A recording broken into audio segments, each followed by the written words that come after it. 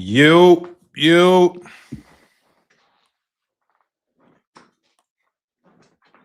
Let's get right. Let's get right. Hold up. Let me check my.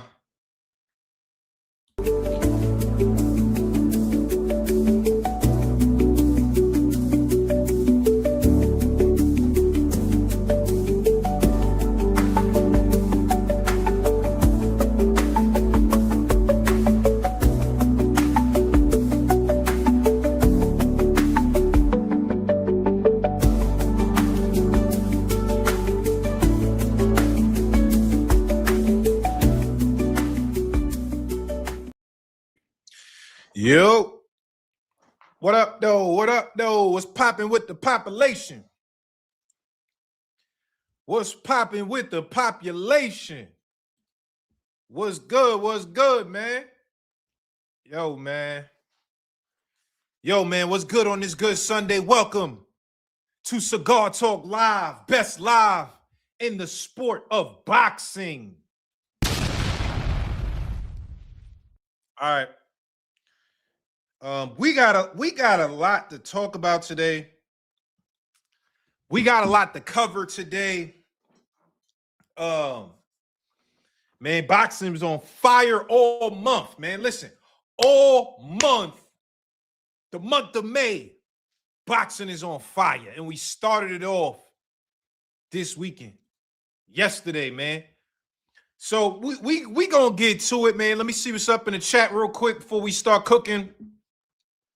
I got a couple special guests today. Number one, my guy.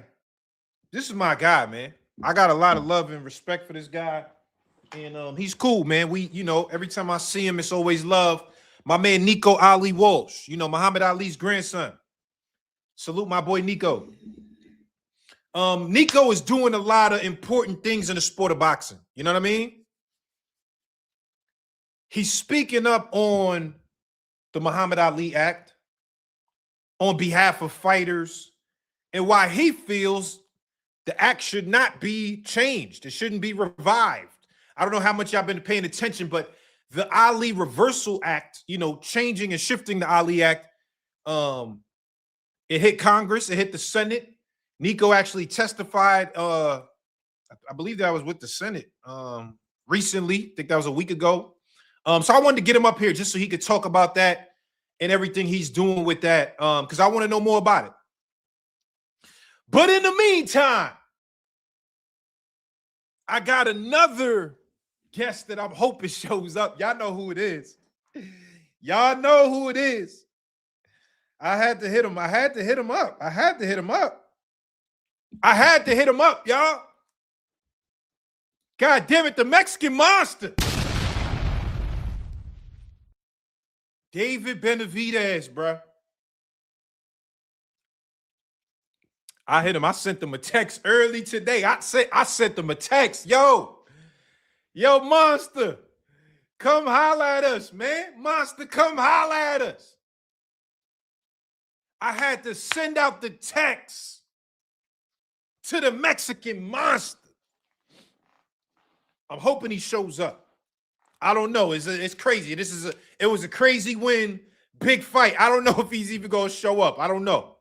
But I sent the kite out to the monster. That's why I got to keep checking my phone periodically. See if the monster, you know what I'm saying? The monster might show up. I don't know. He might show up, though. Sixers cooking the Knicks. Fredo, stop it. You see this hat? I'm wearing this goddamn hat every day until the Knicks win the championship. Well, at least this season. For the rest of the playoffs, I'm wearing this hat, man. But let's check. Like I said, the monster might be pulling up. I'm gonna just say it off rip because I'm hoping it happens. I sent the text out. David Benavidez, what a fight. Let me hit the chat real quick before we start cooking. Tycho TV was popping. My boy DVU in the building. Lil Zooted, what's up, man? Y'all like that? He got Bacoli as the I like that Bacoli, man. Von Wick, what up? Yo, Shams, what's popping? Yo, Goat, congrats, Unc. Yo, man, stop calling me Unc, man. I'm big bro, man. I feel like you got to be 40 to be Unc, man. I ain't 40 yet. Yo, what's up? What's up, man? Yo, what's good? What's good? What's good, gang? What's good? Yo, what's popping? Oh, my boy, the sly one. Yo, Wagwan Bridget, my London Bridget. Be the sly one in the building. Miss JoJo, what's up? What's up, JoJo? Yeah, no, my girl not here. She not here right now. But salute to her. That fight was fire. Yeah, that fight was fire. Yeah. Yo, listen. Oh, my man Cyrus in the building. Cyrus, what's up, man? What's popping? Skylar Jackson, what's up, bro? What's up, man? Salute, Najee. Best live is the boxing voice. It's every day, and it covers the entire sport. You should jump on sometimes. Salute to the boxing voice.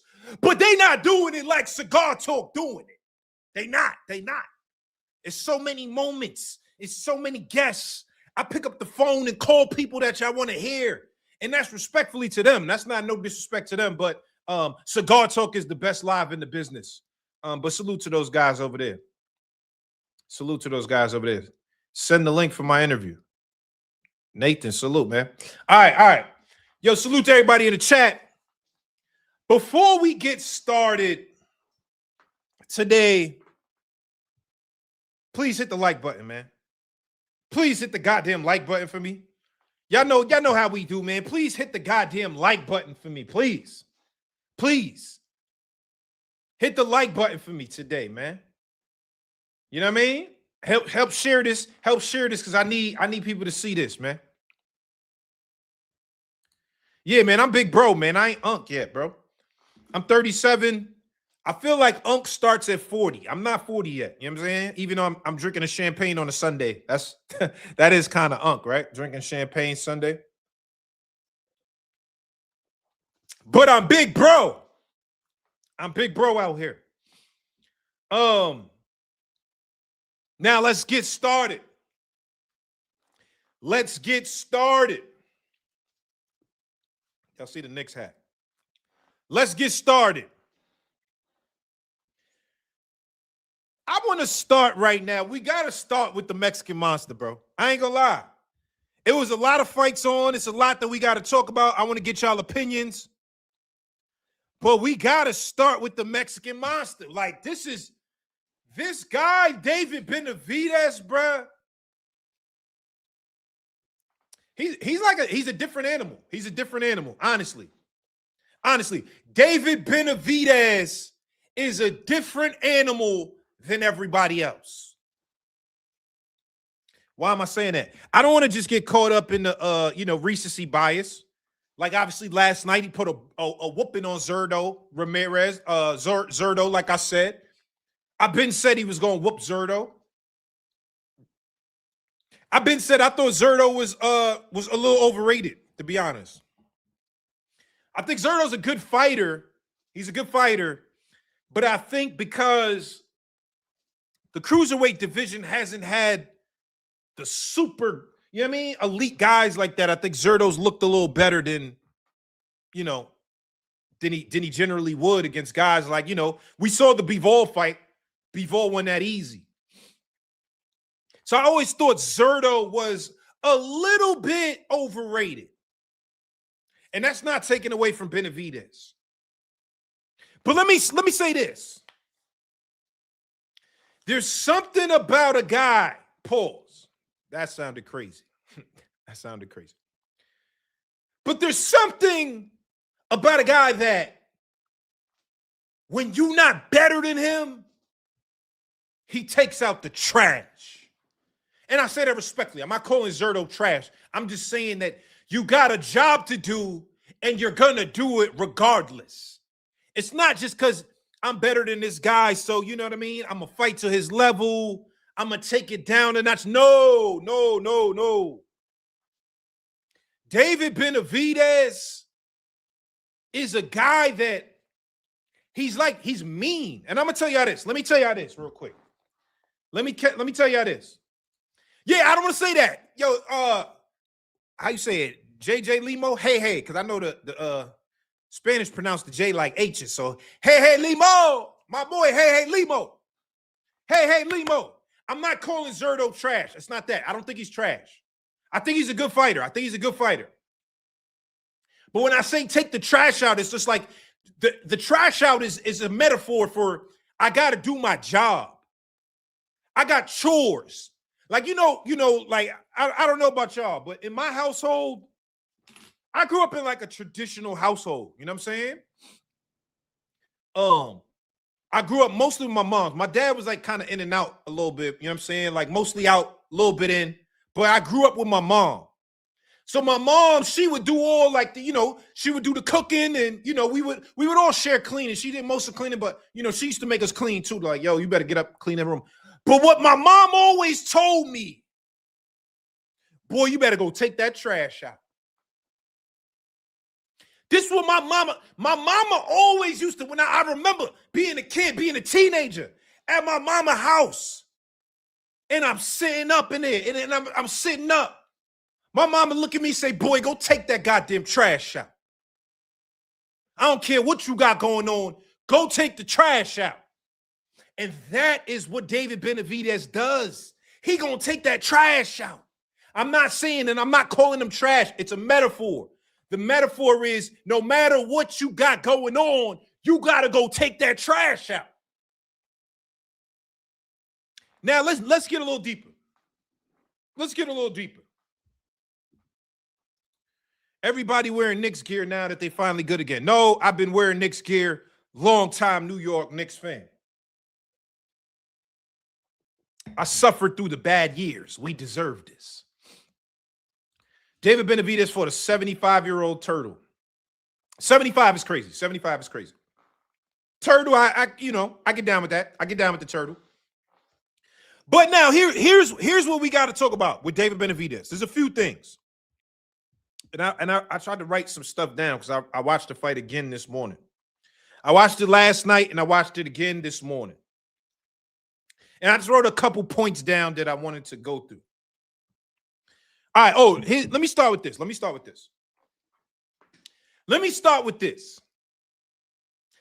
David Benavidez mentality is a different mentality than everybody else. Why am I saying that? Benavidez is my guy. We talk, you know what I'm saying? I hit him up, we show love. He shows me love. I show him love. Very gracious person. I've been to Benavidez crib in Miami. He invited me to the crib. Yo, come through, pull up to the crib. The first interview I did with Benavidez, or actually, I think that was the second interview. The second interview I did with Benavidez, it was at his crib. He was like, yo, I just got this new crib in Miami. Pull up on me. I'm like, man, come on, monster, let's go. I pulled up on him. We actually, me and Benavidez got mutual friends. Like, we got mutual friends, and those friends connected us. So I think that's why he was kind of like showing me love. Like, oh, okay. It wasn't just like some media shit. It was like, I know this person who know your peoples, and it was like, yo, come through to the crib. So I came through to the crib, right? I'm telling y'all the story. I'm going somewhere with this. I just want y'all to get an understanding of how I view Benavidez from being around him. And it'll give you a better understanding of his fight game. So I went to Benavidez crib in Miami, right? We kicking it. His crib, nice. I ain't gonna lie. Naj, Cigar Talk. I be pocket watching niggas. You know what I'm saying? Not like in a way on some hating shit, but I gotta see like, damn, how much? Cause I'm trying to get to the bag, so I gotta measure it up to see like, oh damn, this nigga got this bag. All right, I gotta do this. So I'm looking like, damn, this nigga crib nice. Like this nigga, he on the top. Like his crib nice. So we kicking it. Me and David talking. Boom, right? And then I made a joke. I made a joke about Canelo, and I forgot what I said. This is a minute ago. This is like at least 2 years ago, and I made a joke about Canelo. And the thing was, and it was funny. I think everybody else kind of laughed around. Benavidez ain't laugh. That nigga was like this. And I say that to say is like, Benavidez got this like energy of like, he's a very nice person. He's a nice guy. He's cool. But he got an energy of don't get it fucked up. That's Benavidez's energy. Like if y'all been around people that really give it up, that's really like that for real, I'm just letting you know that I've been around people that's like that. Serious people. And Benavidez got a serious factor about him. Out the ring. I'm not even talking about in the ring. Like in the ring, we already know. Right? But I'm saying it's out the ring. He's got this kind of thing about him where like you know, like, yo, this guy's cool. But if you say the wrong thing, he might snap on you. He might kind of wild out on you. And that he got that energy. You know how Mike Tyson got an energy? Like, you know, Mike could go from 0 to 100. Like, if you say the wrong shit to Mike might just step out of character on you. And that's what I get from Benavidez. And I say that respectfully, not like he's this mean guy. No, he's a very nice guy. When every interaction I've ever had with Benavidez has been cool. But what I'm telling you is thank you. This is a good word. Hendricks. Thank you, Hendricks. He got an intensity about him. When you look in his eyes, he got this intensity that you know, I'm not playing and I will really go there. He got that. He got that. I'm telling you straight up. He got that. I'm telling you, I made a joke about Canelo. The whole room was laughing. Everybody like, ha, ha, ha. Yeah. And Benavidez was like this. And I was like, God damn, this nigga. Tough crowd. God damn. This nigga Benavidez is like, so the monster name, and I say this to say,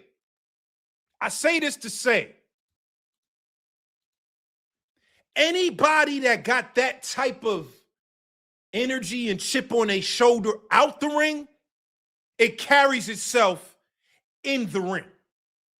This is a fact. Anybody that got that level of intensity, y'all know I be around fighters. I'm cool with a bunch of fighters. Some fighters don't even like me. That's cool too. But I be around them. And everybody don't got the same type of energy. Benavidez energy just, it gives off like, yo, everything is cool, but don't play like that. Don't play like that. That's the energy he gives off, and that's what I got. It's received. You know what I'm saying? Listen, that's number one. So I want to say that to say,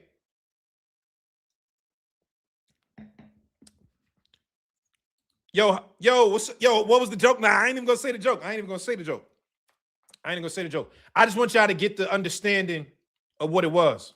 Not just about to get beat up. Yeah, nah, I don't think so. But Benavidez, like, he got an energy that's just like, I'm telling y'all, I'm not sugarcoating. I'm not capping. I'm not adding more to the story. I'm just letting you know how I felt. These are my thoughts in real time. I be in a lot of situations and I'm just giving y'all my thoughts in real time. That's how I felt. I was like, damn, this nigga, I'm just like, this nigga, look, he just, you know what I'm saying? But he cool though. Benavidez, cool guy, down to earth, very nice guy. But he just got an energy that's like, it could go there. It could go there. I'm just telling you. And that energy translates into the ring. Why do I say that? There is a time and a place in the ring. I sent, For everybody asking, yes, I sent the text out to Benavidez to come on the show. I'm hoping he comes. I don't know. I'm praying he comes. I sent out the text. Yo, David, pull up, man. Give us like 10 minutes, man. So we'll see. I don't know. I'm going to keep y'all posted. But I definitely sent the text out. Hopefully David Benavidez pulls up today. If Benavidez pulls up, this is going to be legendary. So what I'm saying is this. Black fighters got female. You're on timeout, bro. We ain't doing all the extra race. You're on timeout, bro. Now you're on timeout. You're on timeout for that comment. That was nasty work. We ain't doing that. DB use was popping. All right. What I'm saying is this. The energy that David Benavidez puts out outside the ring translates to inside the ring, because you can see that there's a point where Benavidez puts on pressure, right? Like he's a pressure fighter. We know that. David Benavidez is going to come in, putting pressure, and try to hurt you. Cool. But there's a point where another fighter, your op, decides, you know what? Benavidez coming with the pressure. I don't like it. So you know what? I'm going to fight back. Fuck it. I'm going to fight back. That's what they do. That's what they try to do. But then Benavidez, that chip on his shoulder that I was talking about, that shows up when he comes with pressure. You come and try to show, yo, I'm with the pressure that you giving. And then he comes to show, no, the fuck you not. Let me say that again. Benavidez puts on his initial pressure. He starts it off in round one. Round one, Benavidez pressure. About round 3 or 4, because of the consistent pressure, the opponent has to make a decision. The opponent has to make a decision. Are you going to let David Benavidez just do this, or are you going to fight back? Are you going to fight him? So around 3 or 4, majority of the time, we see guys try to fight him. Andre had to do it. David Morrell had to do it. I thought Caleb Plant actually did the best out of everybody. But we've seen it multiple times over. About round 4 or 5, because of the pressure, you got to decide, am I going to sit and fight this guy? I can't just box him. That's not working. And every time you try to decide to fight, he ups the ante on you. I'm going to fight. No, the fuck you not. Yes, I am. No, the fuck you not. And that's what makes Benavidez's pressure dangerous. It makes it very dangerous. Now, let me say this. Let me say this. There was this one combination that Benavidez threw. Hold on, I got to play it, y'all. Y'all know the combination I'm talking about. I think it was like around 2. Let me go to Twitter. I know it's on Twitter. I'll be on Twitter. We got to pull this one up. This guy, Benavidez, threw 7 punches in like 2 seconds. I'm like, nah, no way. No goddamn way did he just do that. Nah, where's the hold up. Let me pull it up on Twitter so we could all see. I feel like I shouldn't get flagged for this. I feel like they shouldn't flag me for this. I'm looking for the exact. Y'all know the combination I'm talking about. Benavidez, nah, bruh. Oh, here we go. Oh, no, that was the finisher. That was the finisher. I'm looking for the combination. Y'all know the combination I'm talking about, bro. This guy, Benavidez, threw 7 punches in 2 seconds. What?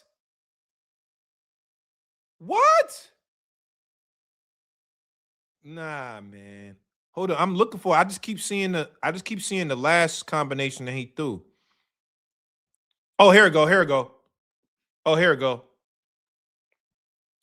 All right. Let me play this real quick.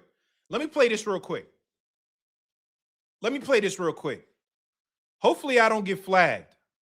No, Plant didn't get stopped. I didn't say that. Plant did the best out of everybody that fought Benavidez, to be honest. Let me play this real quick. They shouldn't flag me for this. This is only a quick little share screen. All right. Y'all see this? Hold up. Let me full screen. Let me go back. All right. Here's the thing.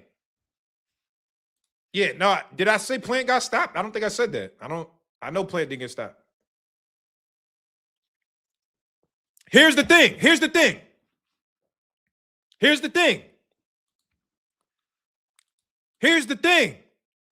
A guy that's a cruiserweight. This was one of the things that we didn't know. Yo, is his speed going to carry the 200 pounds? Is the speed going to carry the 200 pounds? My God. Look at this goddamn combination. All right, can we watch this together? Tell me, how many punches is this, y'all? Let me see. It was so fast. It's, look, 7 seconds. That's 2 seconds off the clock. That's 2 goddamn seconds off the clock. What? Nah, let me, hold up, one more time. 1, 2, 3, 4, 5, 6, 7. That looked like 7. 1, 2, 3, 4, 5, 6, 7. Speed of David Benavidez. Yo, that was 7 punches. Hold up, let me fix my camera. Camera all low. Hold up, it's the camera, bro. It's my camera. That was 7 seconds. I mean, no, not 7 seconds. That was a 7-punch combination in 2 seconds.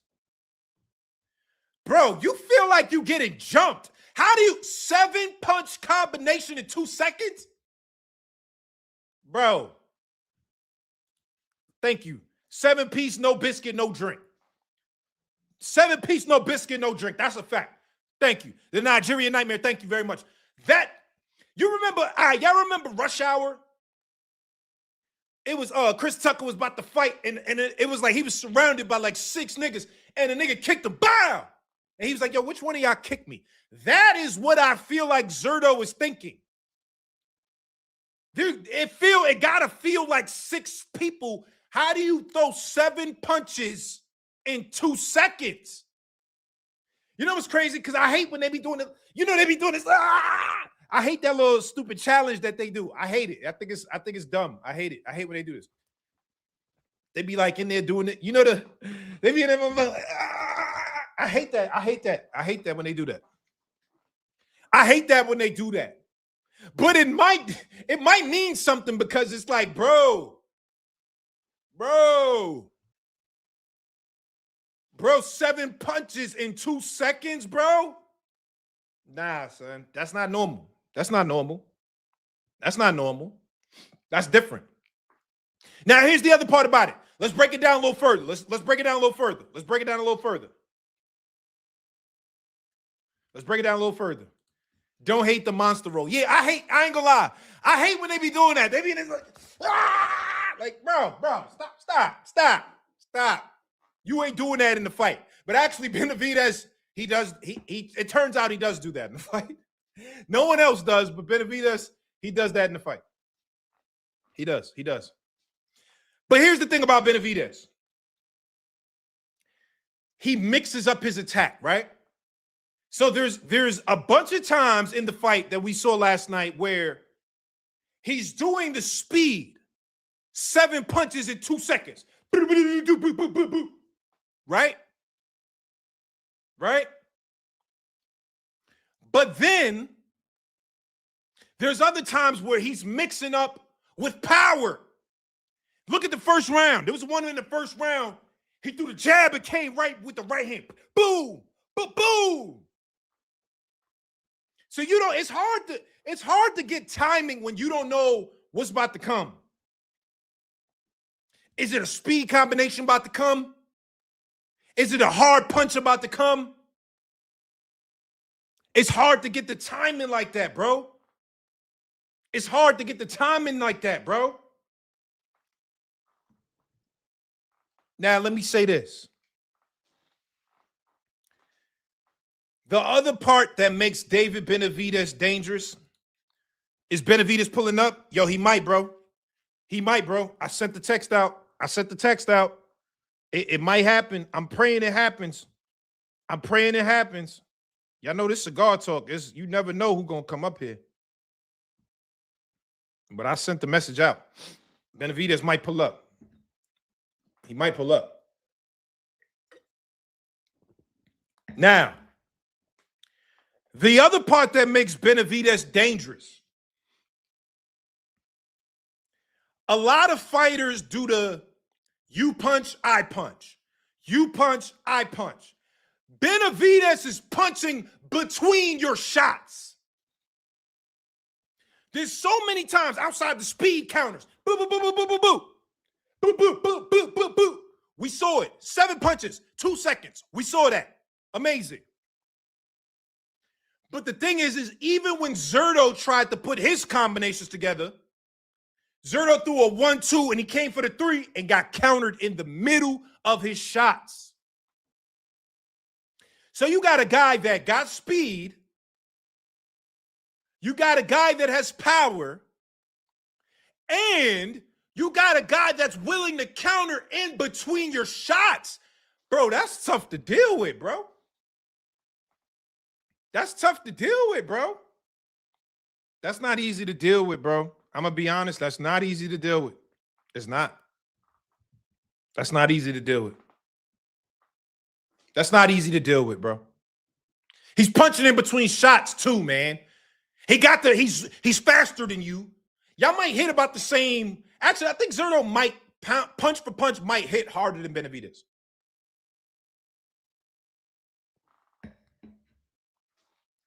I think Zerto punch for punch might hit harder than Benavidez.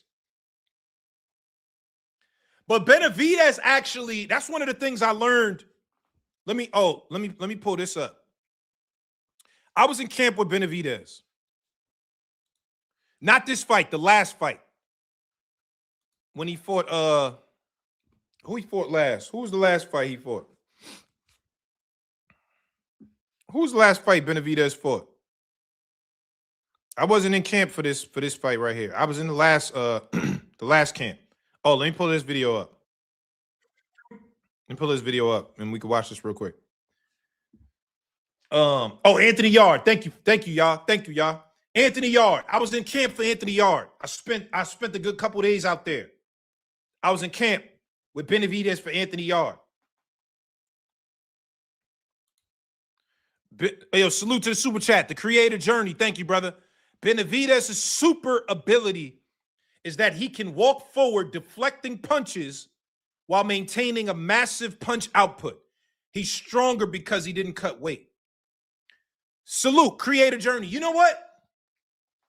I like that. I like that. One thing that you said that needs to be highlighted, he can walk forward, deflecting punches. Benavidez has an underrated defense. His defense is actually pretty good, bro. I'm not going to cap. Benavidez's defense is actually pretty good. He got a better defense than I think people give him credit for. I'm not saying he's a defensive wizard. He ain't Shakur Stevenson with the defense.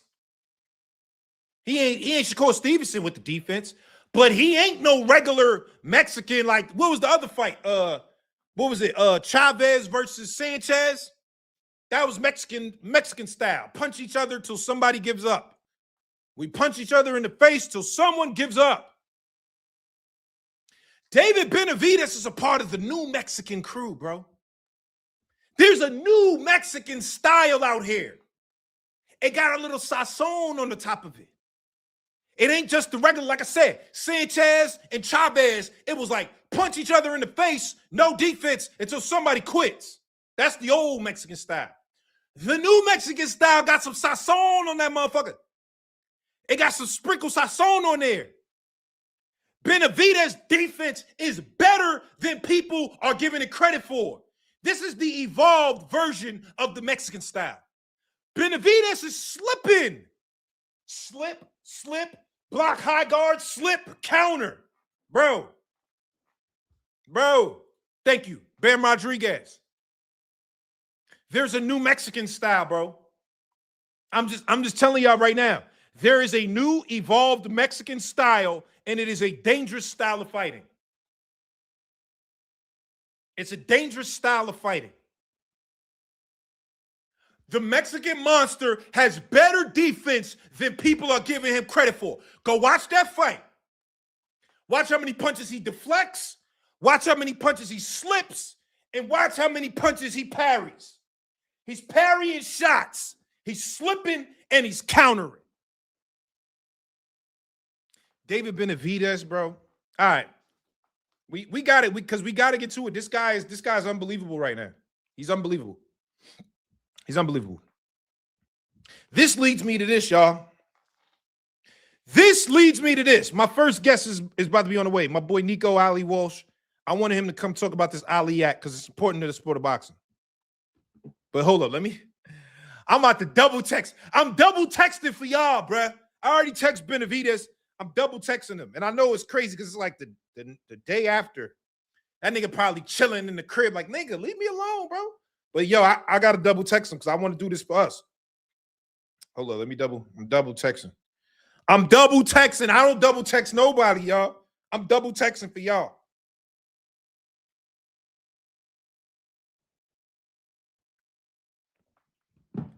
I just sent out the double text to Benavidez. We need him to come on. Yeah, David gonna cuss me out. Yeah, next time he see me, he gonna be like, yo, bro, I'm changing my number. I'm not giving you my new number, man. Stop hitting me. I'm double texting for y'all. We gotta get Benavidez up here. If he comes up here right now, it's crazy. If Benavidez comes up here right now, it's crazy.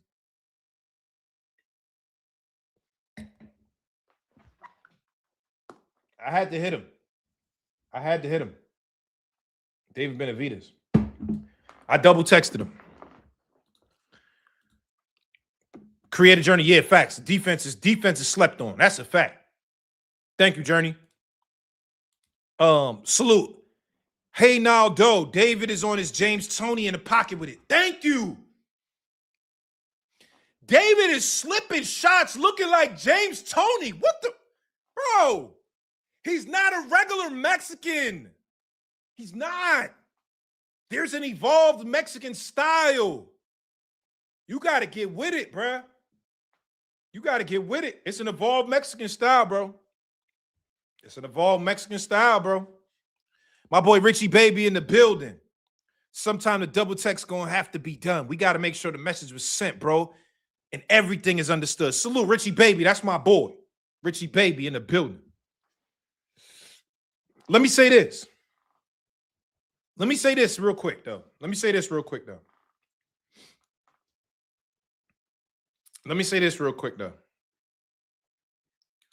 Virgil, the best jab in boxing. That's insane.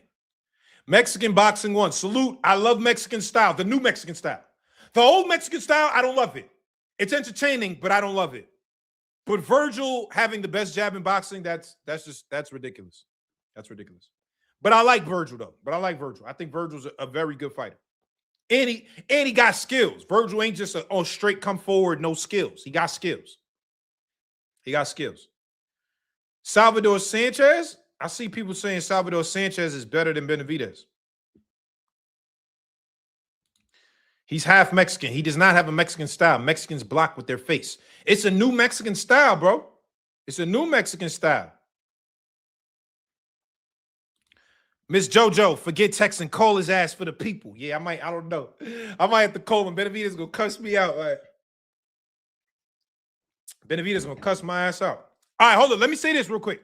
I sent the double text. If Benavidez come up here, is lit. I sent the double text out. Thank you, Cyrus. Mexican-American style. All right, let me say this real quick.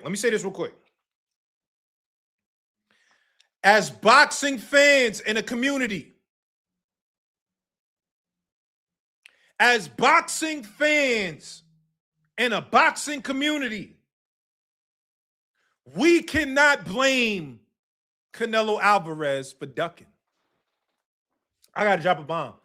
We cannot blame Canelo Alvarez for ducking David Benavidez. I don't care. Listen, I'm going to keep it 100 with you. I'm going to keep it all the way 100 with you. If I'm Canelo, I am also ducking David Benavidez. We cannot blame that man. Ain't no way that I'm going into a fight with a guy that punches seven punches in 2 seconds. A guy that's almost a foot taller than me. A guy that has an unlimited motor and stamina. A guy that is just as fast as I am. I'm not taking that fight. What the? Man, bro. And what I'm going to say is this. What I'm going to say is this. Canelo has given us so much more than most fighters have. Canelo has been around multiple decades making the big fights. I remember the time, bro, when they said Canelo was scared of Triple G. I remember that. I remember they said Canelo was scared of Triple G. They said that. I was there. I wasn't on live. I wasn't out here making videos, but I was watching. They said that. They said Canelo was scared of Triple G. They said that. I remember those days. I remember when Canelo fought Floyd Mayweather. I remember when Canelo fought come on, the list goes on and on, man. Canelo has given us such great fights. He's given us decades worth of high-level fights. High level, like the highest level that you could possibly go, Canelo's been there. He's done it. He's done it already. So what I'm saying is, when you 60-plus fights, the guy got 60-something fights in the game. He's on the latter end of his career. He's already given us the big giant fights. You know what I mean? He's given us that already. He's given us the Shane Mosleys. He's given us the Landy Laras. And y'all remember that was when Lara was that guy at that time, even though that was a close fight, competitive close fight. Could have went either way. I had Canelo winning, but some people said they had Lara winning. I'm not mad at that. 3 Golovkin fights. Danny Jacobs, the Miracle Man, moved up to 175 to fight Sergey Kovalev. I'm just saying he deserves the right to cherry pick at this moment in his career. That's all I'm saying. At this moment in Canelo's career, he deserves to be able to avoid a fight that he know he gonna get his ass whooped. I'm not doing that. Why should I do that? No. And Benavidez don't need that fight. Benavidez is becoming a star in his own right without Canelo. He's becoming a star in his own right without Canelo. So what I'm saying is this. If I'm Canelo Alvarez, and let me put it in these terms. Let me put it in these terms real quick. I'm putting it in these terms real quick. I just started playing ball again recently, last month. I'd be at the park. I joined a new league. You know, your boy coming back. I used to play ball in, high school, college. I used to play basketball. I was a basketball playing type of guy. And in my day, I gave out buckets. It was a lot of buckets that I done gave out to people, different courts, different places, different courts. And what I'm saying is this. So the other day, now mind you, like I said, when I was really balling, bro, this is my early 20s, man. This is even teenage years to early 20s. I was giving out a lot of buckets. Lulu say buckets of water. Salute my boy Lulu in the chat. They saying cap. They said I was giving out spit buckets. Damn, Trap. My boy Trap. Salute Trap in the building. Nah, I wasn't the water boy. I was giving out buckets in high school, bro. I was, cross was lethal. I'm a left-handed, so I used to hit the niggas with the cross with the lethal. You know what I'm saying? In your day, you sound old as hell, gang. Don't worry, Sham. You're going to get here. Hopefully, you get here to where I'm at. I'm 37 years old. Hopefully, you get to where I'm at. But before, I'm just saying this. I had 2 knee surgeries. I tore my meniscus twice playing basketball. Before these knee surgeries, I was dunking on niggas. No cap. No cap. Dunking on niggas before these knee surgeries. I had 2 knee surgeries. Now, what I want to say is this. I went to the park the other day because I be playing, like I said, I started playing bowling for cardio. I'm not trying to go nowhere no more for real. I'm not trying to, like, at one point I was like, I thought I was going to the league. I'm like, nigga, I'm not, what? I'm about to go to the league, boy. But now I'm just trying to get cardio in so I don't look like, a dad bod. I don't look, I gotta keep it nice and tight. You know what I mean? Gotta keep it tight. Pause. Oh, Leaky Roof, nice. Yeah, Leaky Roof from Promenade. Leaky Roof from Queens. Salute. Leaky Roof is nice. Yeah, Leaky Roof, nice. What I'm saying is this. I went to the park the other day, right? And I like playing ball when it's like the older niggas. There was this one kid that was my height. I'm 6'4", with sneakers, that's 6'5". Me and Bud be arguing. That's 6'5" with sneakers. I went to the park the other day, playing ball, just trying to get my cardio, trying to stay in shape. You know what I'm saying? Put my shots up. I get buckets. Now I play the old man game, mid-range. I hit the turnaround jump shot on you, fade away, and I hit my, you know what I'm saying? I ain't doing too much driving because I ain't trying to get hurt like that. You know what I mean? Thank you, Skeet. Salute my boy Skeet. I could go to the Big 3. I could play in the Big 3 league. 3-on-3s. You know what I mean? I could do that. I'm good for that right now. I could put up buckets in the Big 3 league. Now, let me finish the story. The other day, I went to the park. And the person that was my height, you know how it go in the park. You guard the people that are like, your height, right? Like, unless you know them, you be like, oh, this guy's nice. I got to guard the guy because he's nice. You guard the people that's around your height. So it's this one kid. He probably 6'5", 6'6". I'm guarding him. The thing is he's a kid.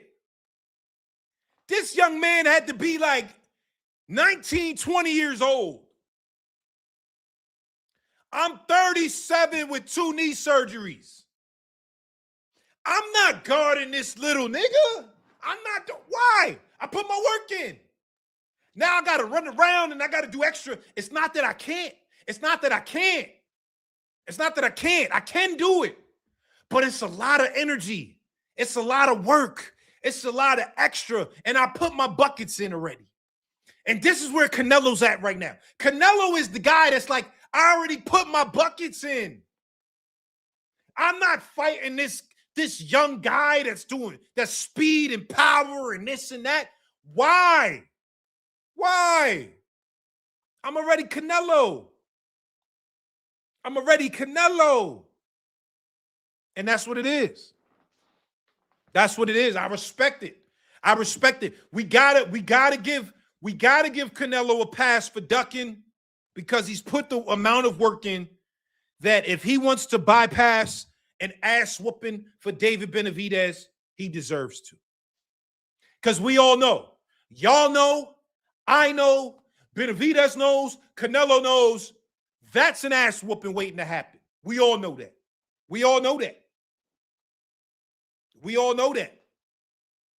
And for quite good reason, quite frankly, I don't have to give y'all an ass whooping with the body of work that I put in. And that's what I'm saying.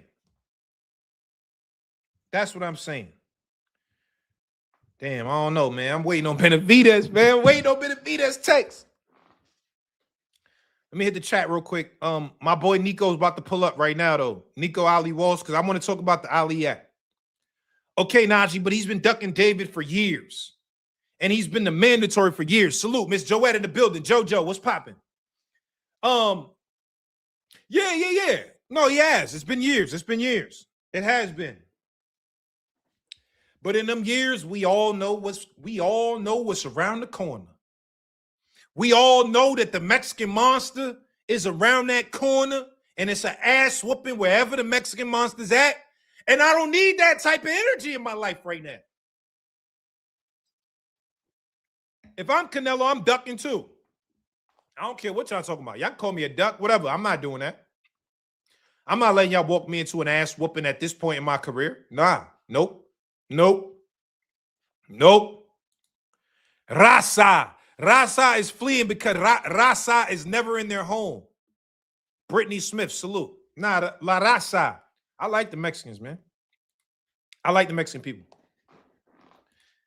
I like the Mexican people. Yeah, they said David ducking this live stream. I know. I'm going to get them on, y'all. I'm going to get them on. I promise you I'm going to get them on. But I don't know. Today, I sent it out. It's only one day after the fight. Usually, fighters want to chill. They with their families. He probably traveling. I don't know what he's doing. But I double texted. I'm not triple texted. I love y'all, but triple is crazy. I'm not triple texting. Benavidez getting the victory cheeks and now he's blowing up his. Yeah, I know, right? I know, right? He probably sick of me like, yo, what's up with this guy, man? Stop. Yo, I do this for y'all, though. I do this for y'all, though. No, that's not how boxing works, dog. No, it is. It is how boxing works. This is how boxing works. You don't get to dictate to a guy that's done this for over 2 decades at a high level, and then you still get to dictate, yo, you got to do this. No, you don't. You don't. It's cool, Naj. Let him chill. Yeah. I'm off it. I'm off it. I ain't doing no more. No more. Any more is crazy. There's already a double text out in the world. I got 2 blues in a row. I don't be doing the 2 blues, bro. 2 blues is crazy. 2 blues is crazy. All right, but let me say this. My other special guest, Nico, about to come up. And then, shit, we just going to see if David pull up, man. I don't know. Let me say this, though. Let's switch gears over for David Benavidez real quick. Let's talk about the other monster. The Japanese monster. Inoue Inoue. Inoue Inoue, the Japanese monster, versus Junto Nakatani. They said send the third one and make it a paragraph. Chill. See, y'all trying to get me kicked out the circles, man. Y'all trying to get me kicked out the circles, man.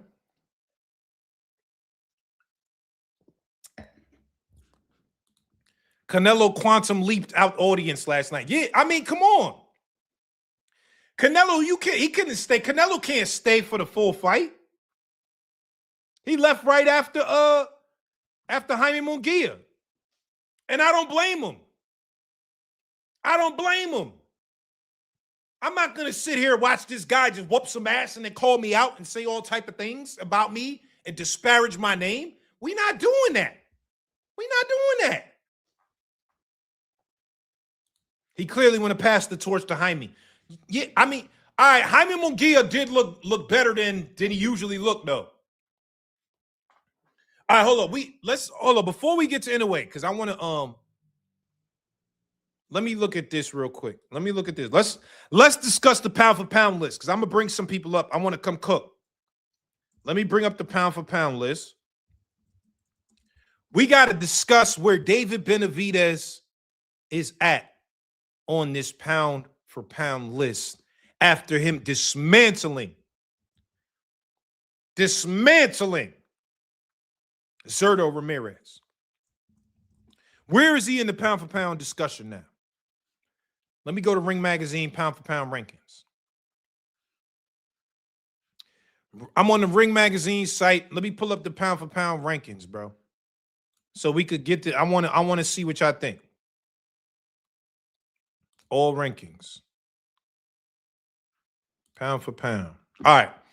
Let me bring up the Ring Magazine rankings. All right, hold up. Let's see, because I want to know what y'all think, y'all.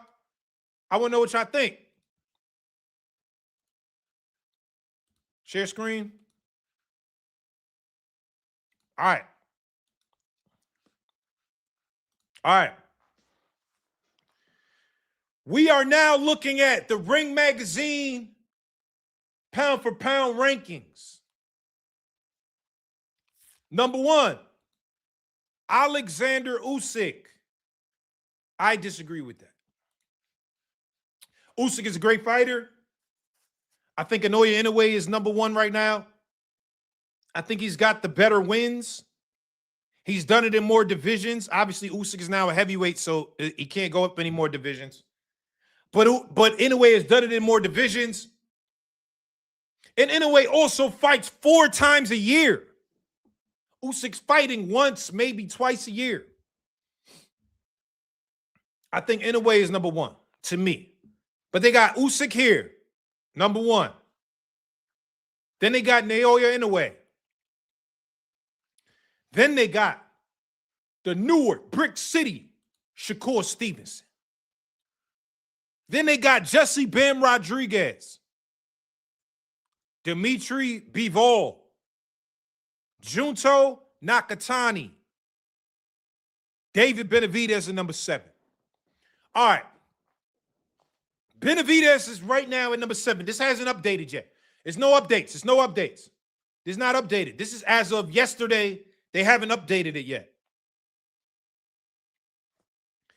Where do y'all think Benavidez should currently be based on last night? We're looking at this right now. Clearly, he has to be above Junto Nakatani because he got his ass whooped last night. But I can't even say ass whoop. It was a good fight. He put up a hell of a fight. I don't want to say ass whoop. He put up a hell of a fight against Inoue. He put up a hell of a fight against Inoue. Matter of fact, I thought he was winning them last rounds until the cut. Until the cut happened, he was winning them a lot of them last rounds. But because he took the L, it was a decisive L, he has to fall down. I also think right now, David Benavidez has to be higher than Dimitri Bivol. Why? Inactivity on the list matters. I think Bivol's a hell of a fighter, but he hasn't fought in how long? How long? Inactivity on the list matters, bro. So we gotta bump Bivol down for inactivity. I think, and I love Bivol. I'm a big Bivol fan. But because of inactivity, no. So to me, he's already top 5. Benavidez is already top 5. Now, is Benavidez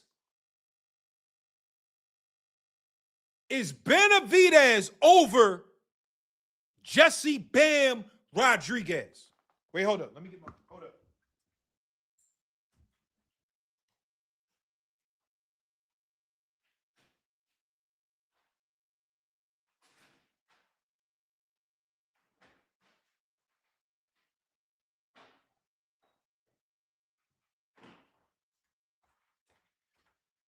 My bad, y'all. My bad. I'm here. My bad.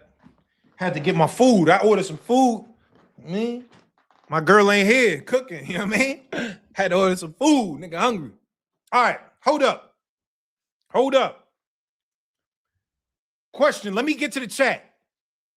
Is David Benavidez right now over Jesse Bam Rodriguez? They got Bam in the number 4 spot.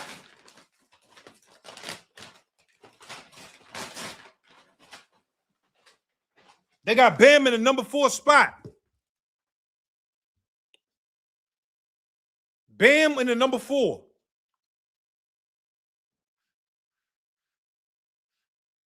I'm looking to see what y'all saying. Hell no. Nah. Bam footwork alone, different punching angles. David can't touch.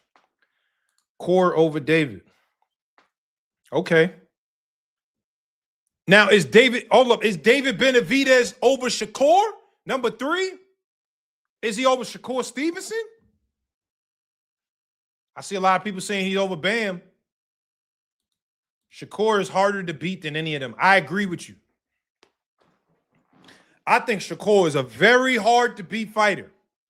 That young man he's very hard to beat. Hell no. No. Yes, number 3. Okay. It's kind of split. David Benavidez. Okay, Cyrus. David Benavidez is number 3. Is over Shakur and Bam at number 3. Ooh. Yes. Shakur number 1. Okay. Damn. All right. Hold on. Oh, my guest is here. My guest is here. Hold up. Let me bring up my guest real quick. We still waiting on, I sent the text out to David Benavidez. If he come on here, it's gonna be crazy. It's gonna erupt. But hold on. Let me set the table. Hold on, y'all. Let me set the table. And my bad. Y'all know I usually don't be eating on here, but I ain't eat all day, man. My order just came. My girl ain't here, so I had to cook for myself. I had to fend for myself. This is crazy. All right. Let me set the table real quick. And I'm going to invite this gentleman up here. This guy right here is very important to the sport of boxing.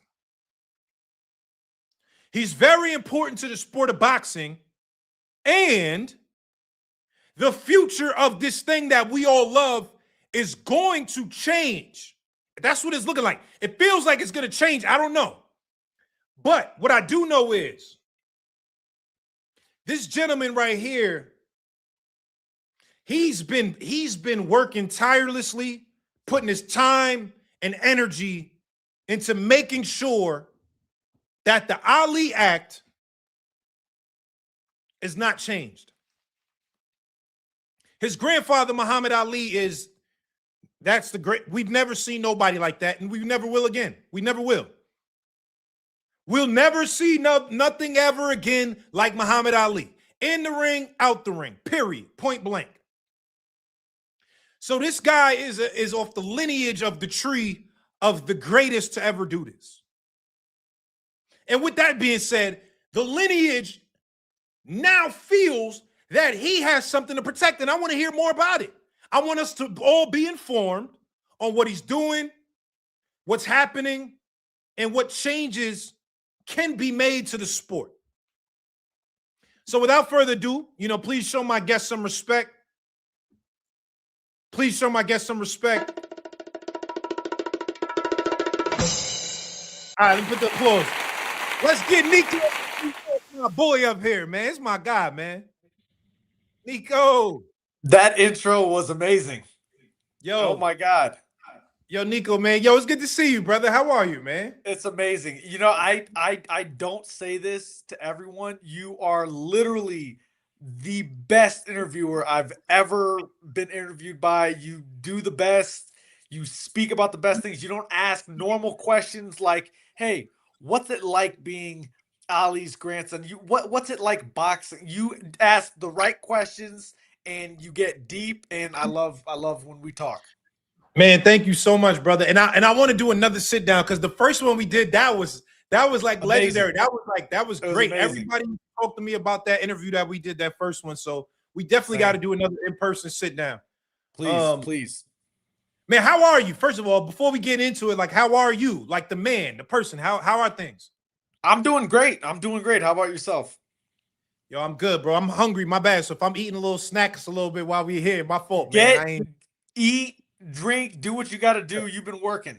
It says you've been live for an hour, so it's about time you get a little bit of rest. Something. All right. Now, what you've been doing is very important to the sport of boxing, bro. In my opinion. Yeah. I think the sport is at a cusp of change. Whether it's a good change or not, I don't know if anyone knows that. Yeah. I think everyone's trying to predict what's going to happen. Now, there's obviously an entity right now, Zuffa Boxing, that has come in the game, and they're trying to change things up. They're trying to change the way things are going. With that being said, I saw you, and I believe was it the Senate or Congress? I believe it was the Senate. The Senate, yeah. Now, everybody's been talking about the Muhammad Ali Act and all the things that are happening. I saw you testify in front of the Senate recently. Yeah. I think that was about a week ago, maybe a week and a half ago. Can you tell me about that experience? What was that like for you testifying at the Senate about the Muhammad Ali Act? I mean, as a man, as Nico the person, it was terrifying. I've never in my life thought I would be testifying in Washington, D.C. before the Senate. I never thought I would be in that position. But for me, Nico the fighter, And Nico, I don't know, the activist, I will always stand up for what I feel is right. It was very, very powerful to be there and to speak my mind. And I feel your words carry weight. Even if they're falling on deaf ears, someone will hear them. Mm. And it's powerful to speak where most people were just left silent. Most people didn't say anything. Yeah, for sure. Hold up. So can you tell me just?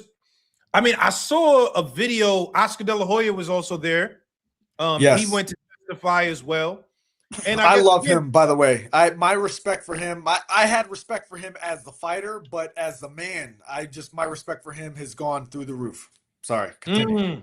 is it no? Is that based on what he said and him just showing up for this for like this?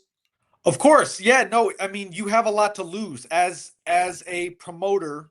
Obviously he could gain from them potentially financially in any prospects. He's got fighters. Oscar's got he's in the business of boxing, so uh he has a lot to lose just as well as myself, and Yeah. he took a stand, and I just got to respect that. Now, one of the things I saw Oscar say, Nico, was he said I felt like this was, and I'm paraphrasing. I don't know specifically. Yes. I saw a video where he said something like, he said I felt like this was like it was rigged or it was set up. Like he said, Yeah. one of the guys asked about, can we do a UFC fight in his state and this, and he was like, yo, I just feel like this was some sort of setup. Did you feel the same way? Like when you testified and everything that you saw, did you already feel like that there was, they were already leaning toward repealing the Ali Act as it exists today? Going there, we knew what it was. I think everyone did. You look at the ties that who's in charge here? I mean, at the end of the day, who's in charge of whether this gets passed or not? Who's going to have the final say? That final say is going to be Donald Trump, the president. And you look at who's the closest to Donald Trump in the grand scheme of who we're talking about. Is it, Mauricio Suleiman? Is it me? Is it Oscar? Absolutely not. Dana White has very close ties with Donald Trump. He goes to the UFC fights. So we Right. know what it was going into this. It was an uphill battle, but I believe we had to do it regardless because more people are talking about it now. You're talking about it now. Your viewers are seeing it. And I believe when the masses are informed, I always believe the mass wins. I always believe the people win. Even if they pass this revival act, I believe that the people, the true ones who love the sport of boxing like ourselves, I believe will end up winning.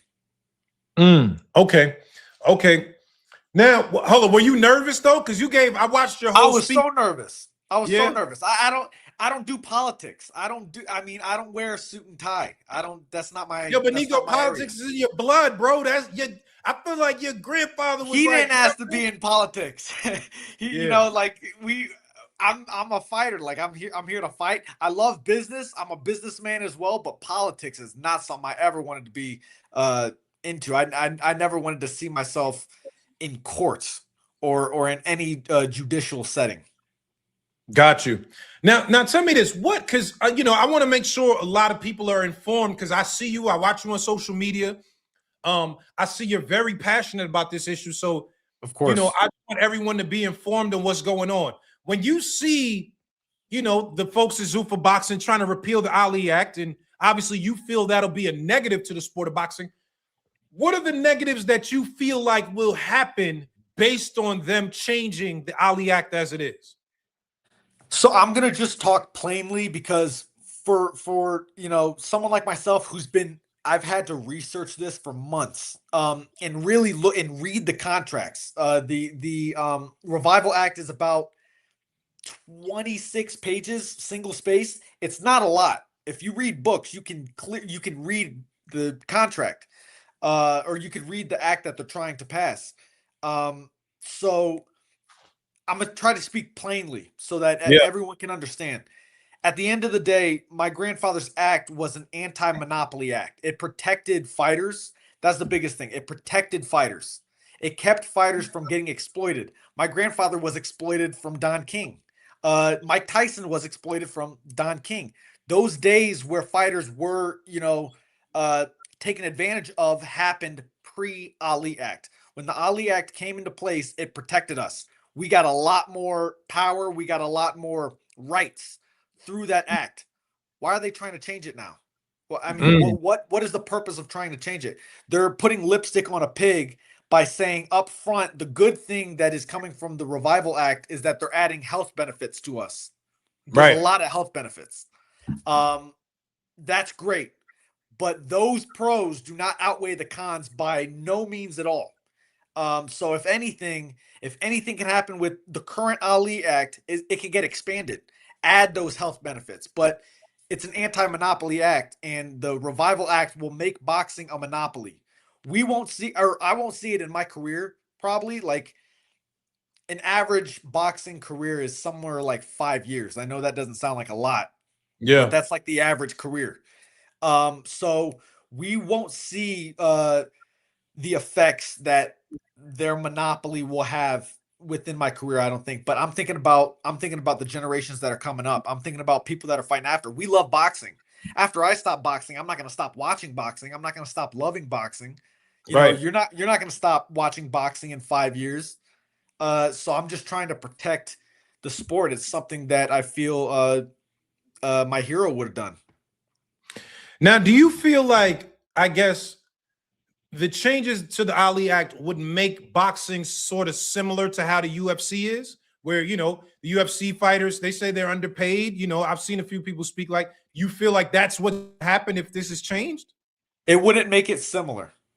It would make it exact. They're moving that model from the UFC over to boxing.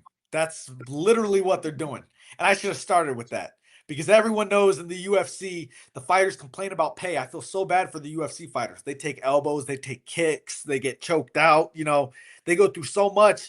And then at the end of their fights, they're begging for 50K bonuses. Like, Mm. it's sad. It really is sad. And they're getting ready to move that model over to boxing. So, I mean, just prepare yourself. Yeah. So now, all right, and how you feel? Do you feel like you said, Donald Trump and Dana is cool? I seen them smoke cigars together before. I see them Yeah. come to the fights. Do you feel like it's already a pathway that this thing is happening no matter what? Obviously, you're doing your work. Other people are also doing their work, but do you feel like it's heading this way no matter what? Yeah, I do. Unfortunately, and I'm not trying to be cynical or negative, but I do feel there's some things that are out of our control. But one thing I will not do is I will not stop talking about it. I'm not going to go down without a fight because, again, like I said, the masses always win, the people always win. There's plenty of laws that have been passed in this country that were wrong, that were unjust, that were just bad for the people. Those laws end up eventually going away because the people speak out. And, I just believe at the end of the day, I'm just a believer that what's just will always happen. Mm. Now, Nico, you yourself are currently a fighter. I was Yes. at your fight in Dubai in December. You know what I'm saying? I've been Yes. to a couple of your fights.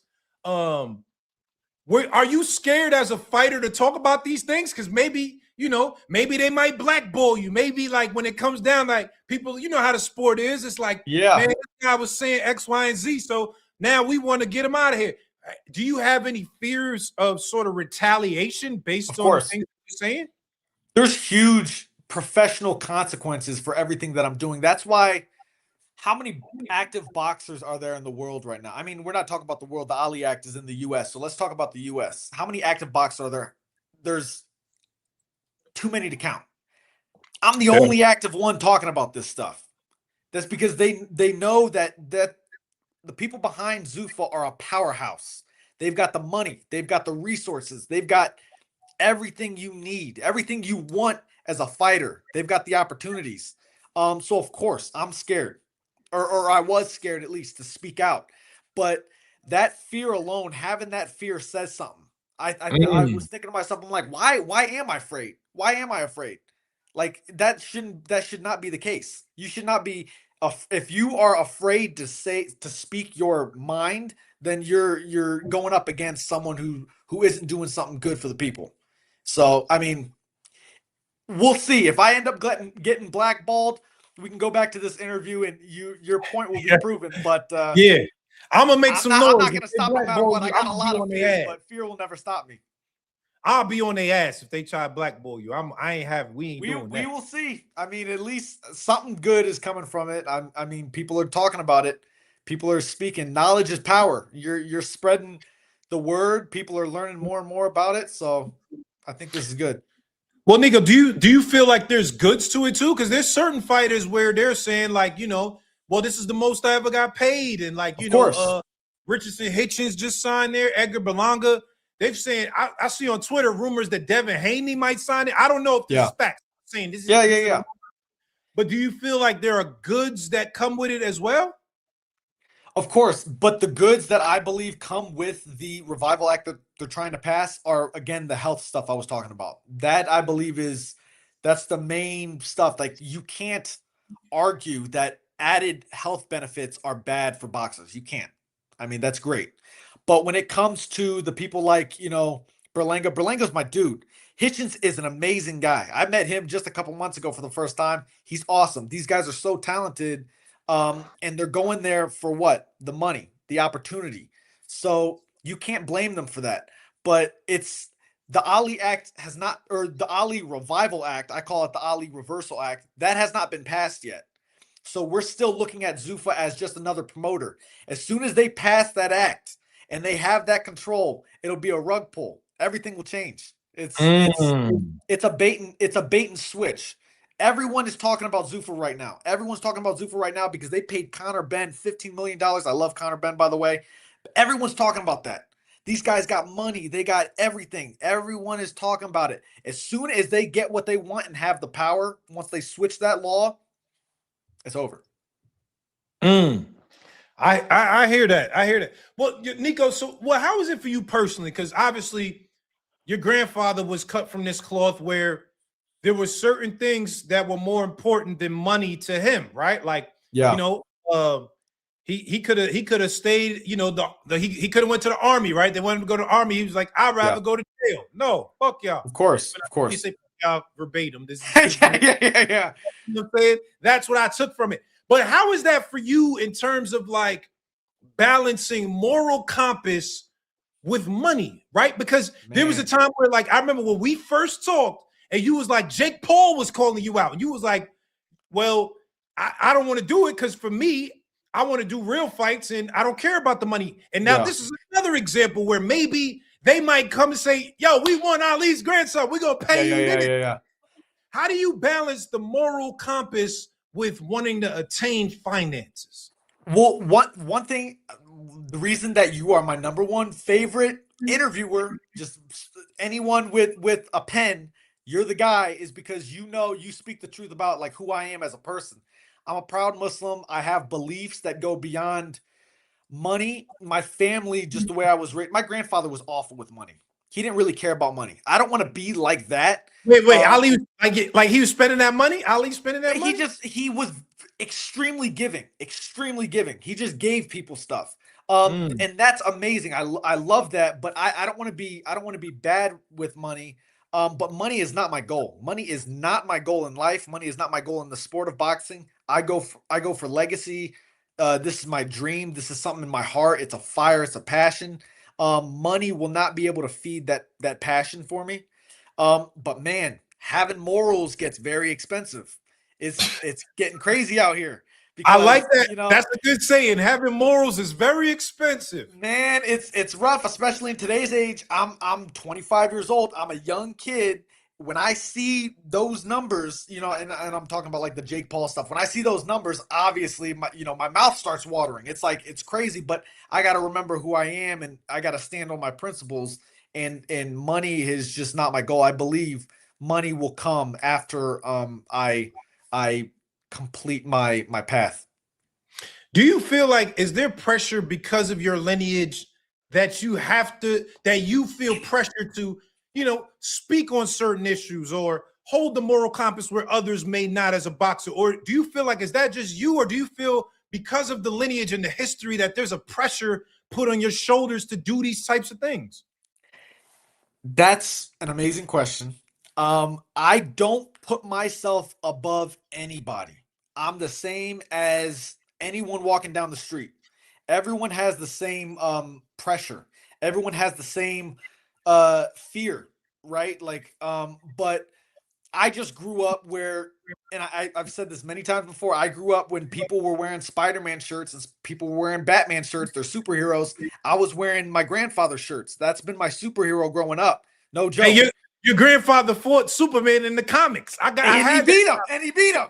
So I had no reason to wear Superman shirts because I knew who the guy was, but that was my hero. And I was raised, you know, my mom, my dad, they know what he stood for. And nothing stopped him. Fear never stopped him. We all have that fear. I had him to look up to, and it motivated me to always push through that fear of always speak your mind. Always, you know, he lived through a lot rougher times than he lived in the 60s as a black man, a black Muslim in America. They were going to put him in prison. They were ready to put him in prison. They were ready to just end his whole career, end his life, really. I've got way less pressures than that, so I'm not worried. Do you feel a way personally against like Dana White? Like when you see Dana White, do you feel like, man, this guy is about to change? Or do you like, you know, you don't have any feelings towards him? Is it more the system? Or like when you look at these specific guys, does it make you feel a way against them? No, I respect Dana White. I mean, to the utmost factor. He's an amazing businessman, one of the greatest businessmen in fighting today. Seriously, he is. I mean, look at the business he created. Look at what he did with the UFC. We wouldn't know MMA if it wasn't for Dana White and what he did to the UFC.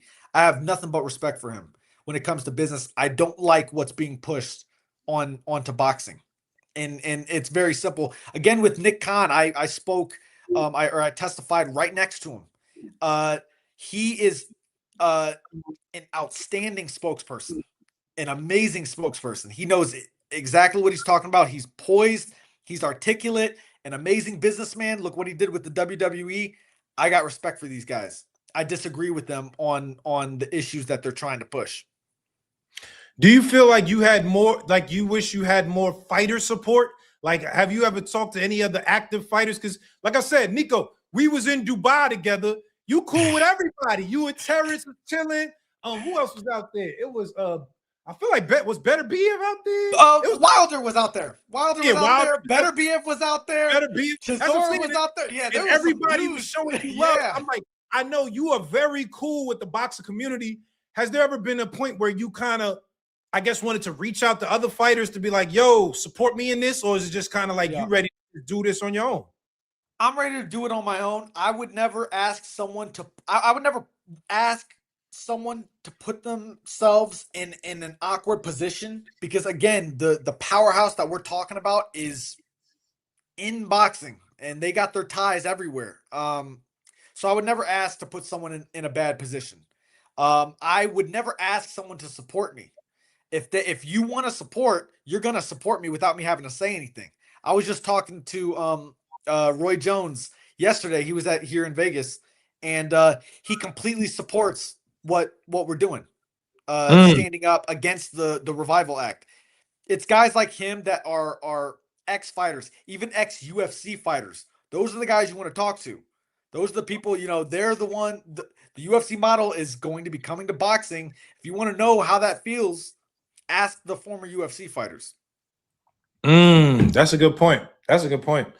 Yo, listen, Nico, listen, I'm down with you. And my way of showing solidarity is having this conversation here today. Yes.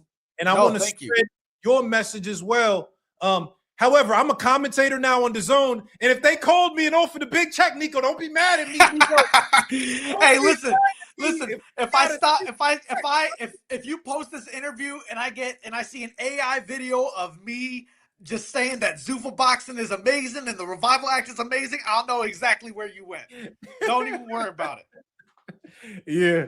No, but I mean, no, that's a real thing though, because I mean, I try to balance that within myself, right? Like things that you believe in versus trying to make a living for your family and what makes business sense. So, I mean, I got to respect, you know, how you're living and the moves that you're making. and the fact that your grandfather was the testament to that. Do you feel like your mom has told you those kinds of stories and embedded that into you? Of course, I've heard those stories through my fam. I mean, I heard the closest stories that like people don't hear through my family, of course. Um, but I got to see his kind soul myself because I didn't know who he was growing up. I just saw him as my grandfather till I got to an age where I was like, "Oh wow, civil rights activists." I mean, oh my god, boxing heavyweight champion, the GOAT. He was the original GOAT. Yeah. So before I knew all that, he was still my hero because he was just such a genuine guy. So I heard those stories through not just my mom, but when people come up to me now, everyone's got a different Ali story, and I always hear something different, and it just motivates me. Everything that I'm told about him because he was very genuine and he always stood on principle, and you got to respect that. Hold on. When you your earliest memories of him, was it like, was he already in, like he had Parkinson's already? Yeah, Was he already, like, you know what I'm saying? Or was he still sharp? Like, was he still sharp mentally to where when y'all are having conversations, you're getting and stuff from him?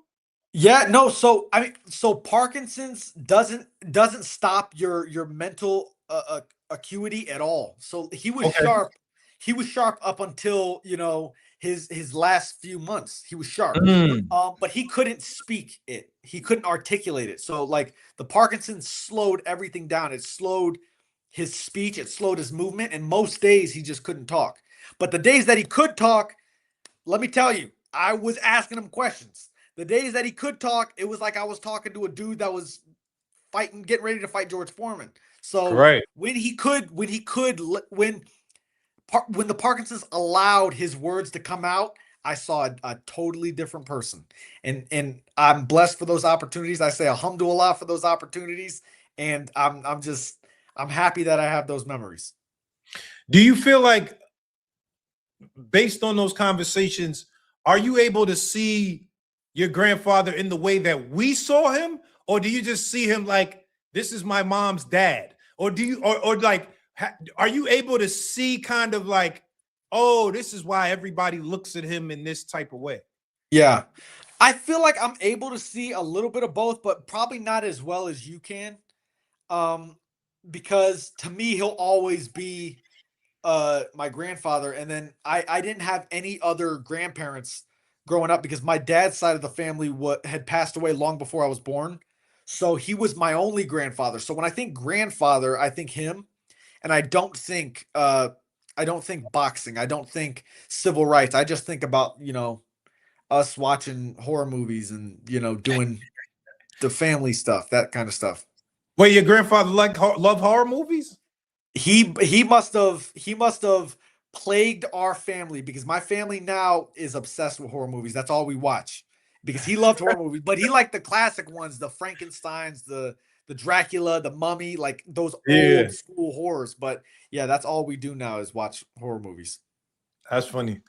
All right. Oh, well, let me ask you this, and I think I asked you this before, but I just Yeah. love asking this because I'm actually this in our conversation. But, and I'm only saying this because I'm thinking of me, right? Like me Yes. as a young man, if we went to school together, we're like kids, like we're like in Yes. third, fourth grade, and they're Okay. like, "Yo, Muhammad Ali's grandson is this guy."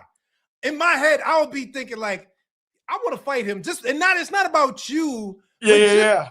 it's Ali's grandson. It feels like a target. It feels like, you know what I'm saying? Like, yo, Yeah. I just want to fight this guy to see, is it like, you know what I mean? Like, is Yeah. it Yeah. Yeah. how everyone's saying? Did you have to go through that growing up where you were like a target because you're Ali's grandson? Yeah. No, I've been a target my whole life. So when people ask me about pressure with boxing, it's nothing compared to I've had this pressure since the day I was born. When I was in school outside of boxing, I was always afraid to I knew my grandfather, I knew everyone knew my grandfather. I didn't know why, I didn't know how special he was, but when you're talking about third and fourth grade, I remember being in second grade just being worried about not getting good grades because of him. I was just always on my P's and Q's. So that kind of pressure was in me from since as my early memory. But when I got to middle school and stuff, people definitely started trying me, because once you get a certain age, once you reach teen years, people start trying to, fight you and do this and that. And Yeah. that's kind of when my love for boxing started. Cause if I did fight, I wouldn't have been able to do nothing.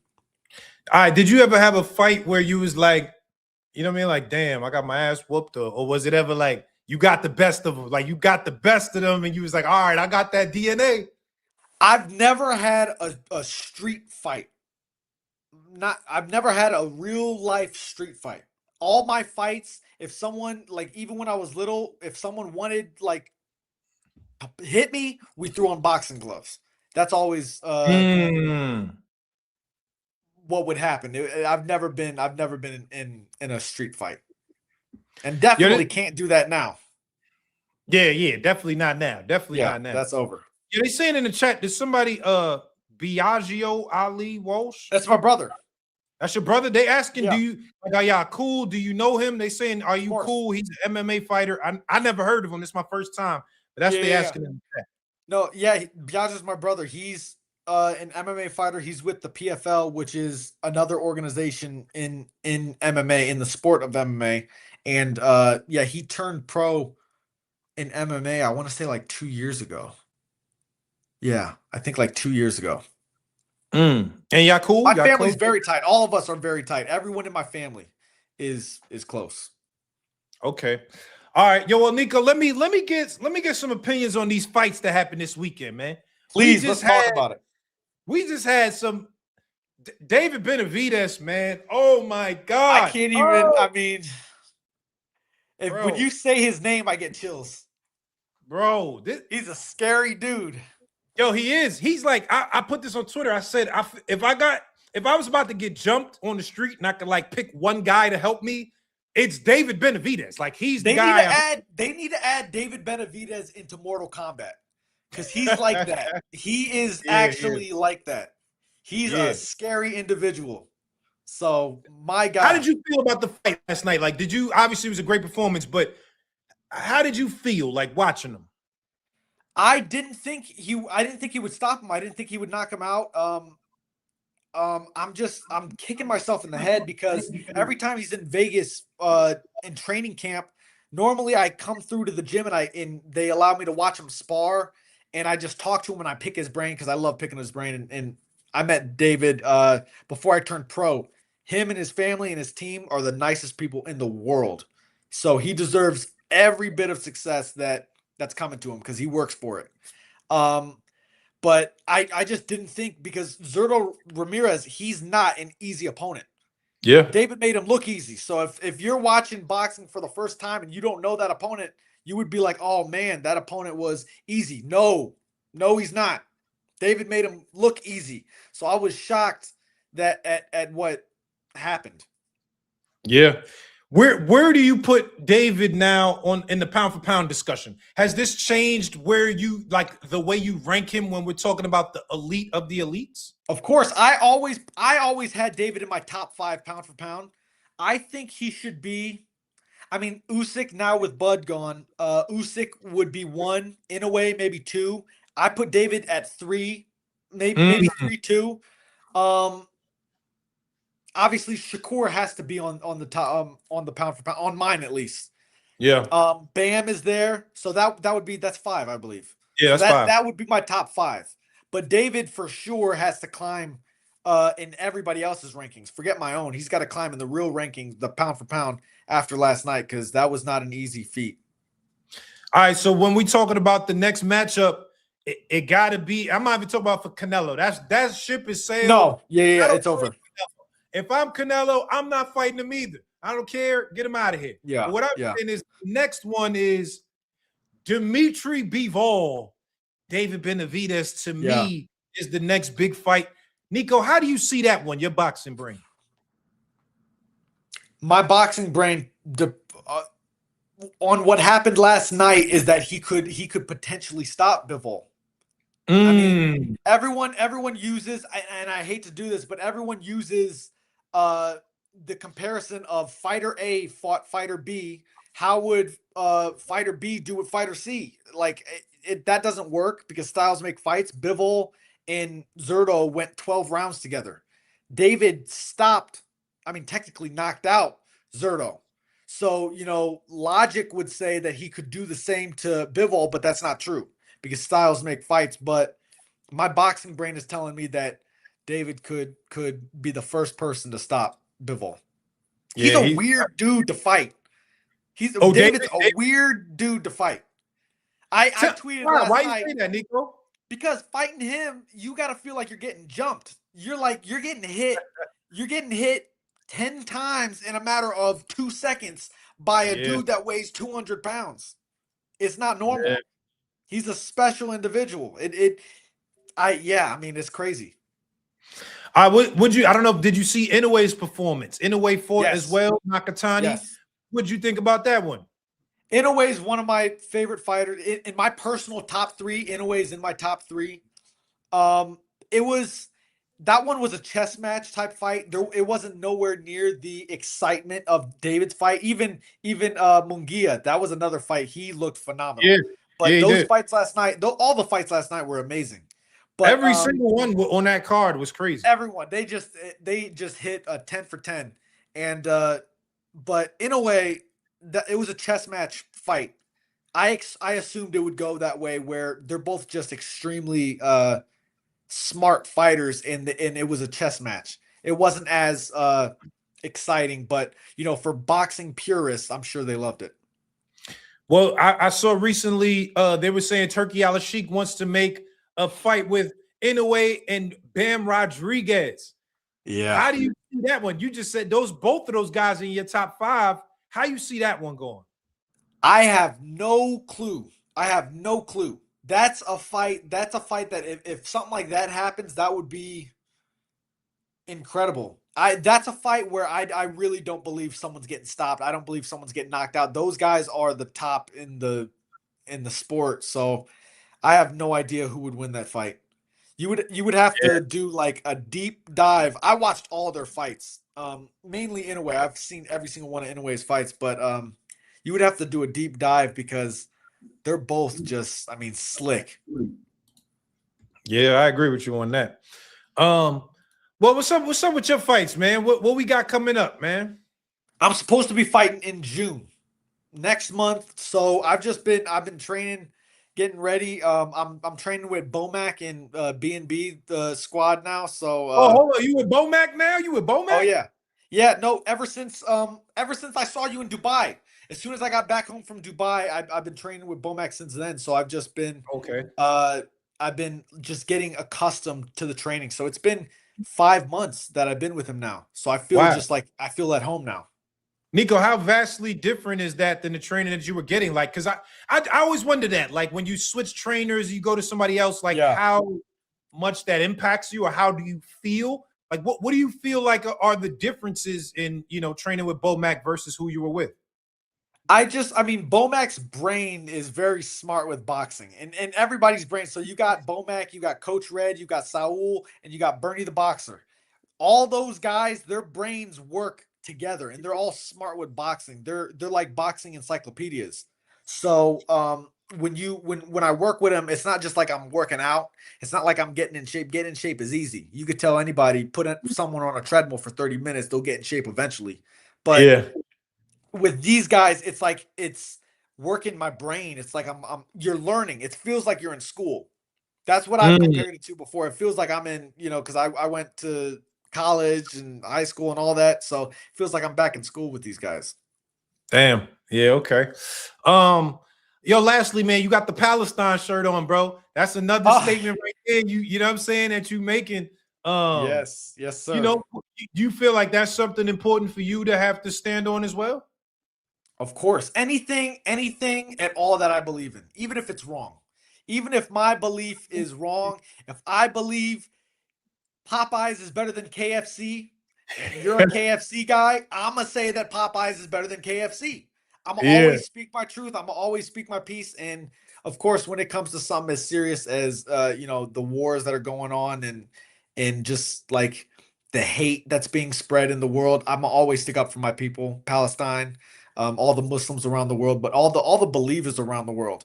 I truly believe it's like I'm not divisive in religion. I'm Muslim. I love my Muslims, but if you believe in God, if you're a follower of God, you're my guy. So Mm. I believe in peace for all those guys. Yo, lastly, Nico, what do you want to achieve before it's all said and done in boxing? Like before your time is up as an active fighter, somebody that's actively in the ring, what is it that you want to achieve? I need to be champion. That's if anyone starts boxing without having the champion, uh, having becoming champion as the end goal in mind, they're wasting their time. That's what I need to be. I want to be spoken about in 5, 6 years down the line. I want to be spoken about the way we're speaking about David Benavidez, the way that we're speaking about Mm. Inoue, the way that we're speaking about Bam. That's the goal. That's what I'm doing all this hard work for. I wouldn't be, killing my body and, hurting myself just every day in the gym if it wasn't for that goal. Yo, was your mom always supportive of you fighting, or did she know already? Like, yeah, he about to fight. This boy about to go. I was never an aggressive dude. I just loved boxing. Like I loved watching it because that's how my grandfather and I bonded. We watched boxing. Um, but I don't think either of my parents thought I would take it seriously because I wasn't an aggressive guy. I wasn't that guy that would get in fights in school. I wasn't that guy who got into street fights or, would fight in class. I was always the, studious kid. I always tried to follow the rules and, do the right thing. But once boxing came along, I said, there's a darkness in me that I can take out on the bags, on sparring partners. So we'll use that. But I don't think they thought I would take it to this point, and I'm sure it scares them, both my parents. Mm. They say your little cousin looks like his grandpa the most. Who's the little Yes. cousin? Layla's son. Layla's Oh, son. okay.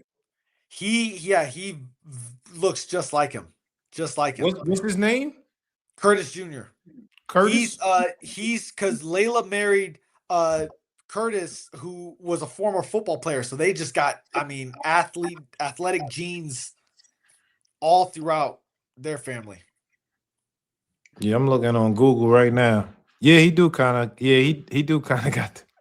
Yeah, I kind of see it actually. Yeah, Okay. genes don't lie. Yeah, for sure. Well, listen, Nico. Thank you, man, for your time, brother. I really Of appreciate course. you, and I appreciate everything that you give to this community. Like that's important. Like bigger than just what we do for entertainment, but upholding the community of the sport that we all love and enjoy. Is very important, man. And I want to support you in any way that I can, brother. So Thank you. thank you very much for everything that you're doing for us and for this boxing community, man. Yeah, it's for all of us. We love boxing, and even though the landscape is looking to be changed, I don't think with the power that we have, I don't think boxing's going anywhere. And I think boxing's heading towards a golden age right now. You look at we had two of the top 5 pound for pound guys fighting on the same day yesterday, and Yeah, boxing's looking in a great spot right now. Nothing needs to change. yeah, for sure. Why they keep asking about Lester Martinez? What that got to do with Nico Ali? Yeah, no, because Lester's my training partner. He works with us, and he just fought. Okay. I mean, I know he with Bomac, but I'm like, why are they asking Yeah, you? yeah, yeah. No. Lester's amazing. He's one of the guys that always pushes me when we're working out. I don't know what's next for him though. I don't know when he's fighting next. Or I have an idea, but I can't speak on that. That's not my Yeah. That and Billy fight info. was good, You though. ask Lester. If you DM Lester, I'm sure he'll get back to you. All right, I'm gonna do that, man. Yo, Yes, Nico, sir. I appreciate you, brother. Thank you, man, for pulling up on me. course. And before your next fight, we gotta do another sit down, bro. I got some real. Let me I got know. some You got my in-depth number. questions I'm for real. ready. I love doing your interviews. Thank you so much for having me, and just all the best, bro. All right, yo, likewise, brother. Great to see you, man. Thank you, you too. Peace. Later. Yeah, man, that's my boy Nico, man. That's my dog, man. I like Nico, man. That's my boy. My girl texted me, said, stop eating while you interviewing. My bad, I'm hungry. I'm hungry. All right. That was my man GHB. Yo, Greg, what's popping? Call Adrian Broner. He don't got the same number. I used to have Broner number, but I don't think he got the same number. I will have to DM him. But Broner been on his streaming shit lately, man. Broner been on his streaming shit. Yo, thank you, Pugilist. Thank you, man. All right, let's drop the link. Let me drop the link in the chat. Come pull up. Let's talk David Benavidez. Let's talk Anoya Inoue. And if you have anything to say about the Ali Act, let's do it. Let's do it. Link is now in the chat, man. Come pull up on me, man. Let's do it. Greed, the reason your hairline in the middle. Well, that comment is the reason you're on timeout. You're on timeout. You're on timeout, brother. Take a timeout. Think about what you just did before you revisit the comment section. You got to think about that. You got to think about that. All right. Yo, link is now in the chat, y'all. Link is now in the chat.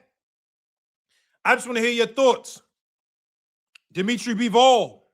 I said Bivol. David Benavidez. David Benavidez.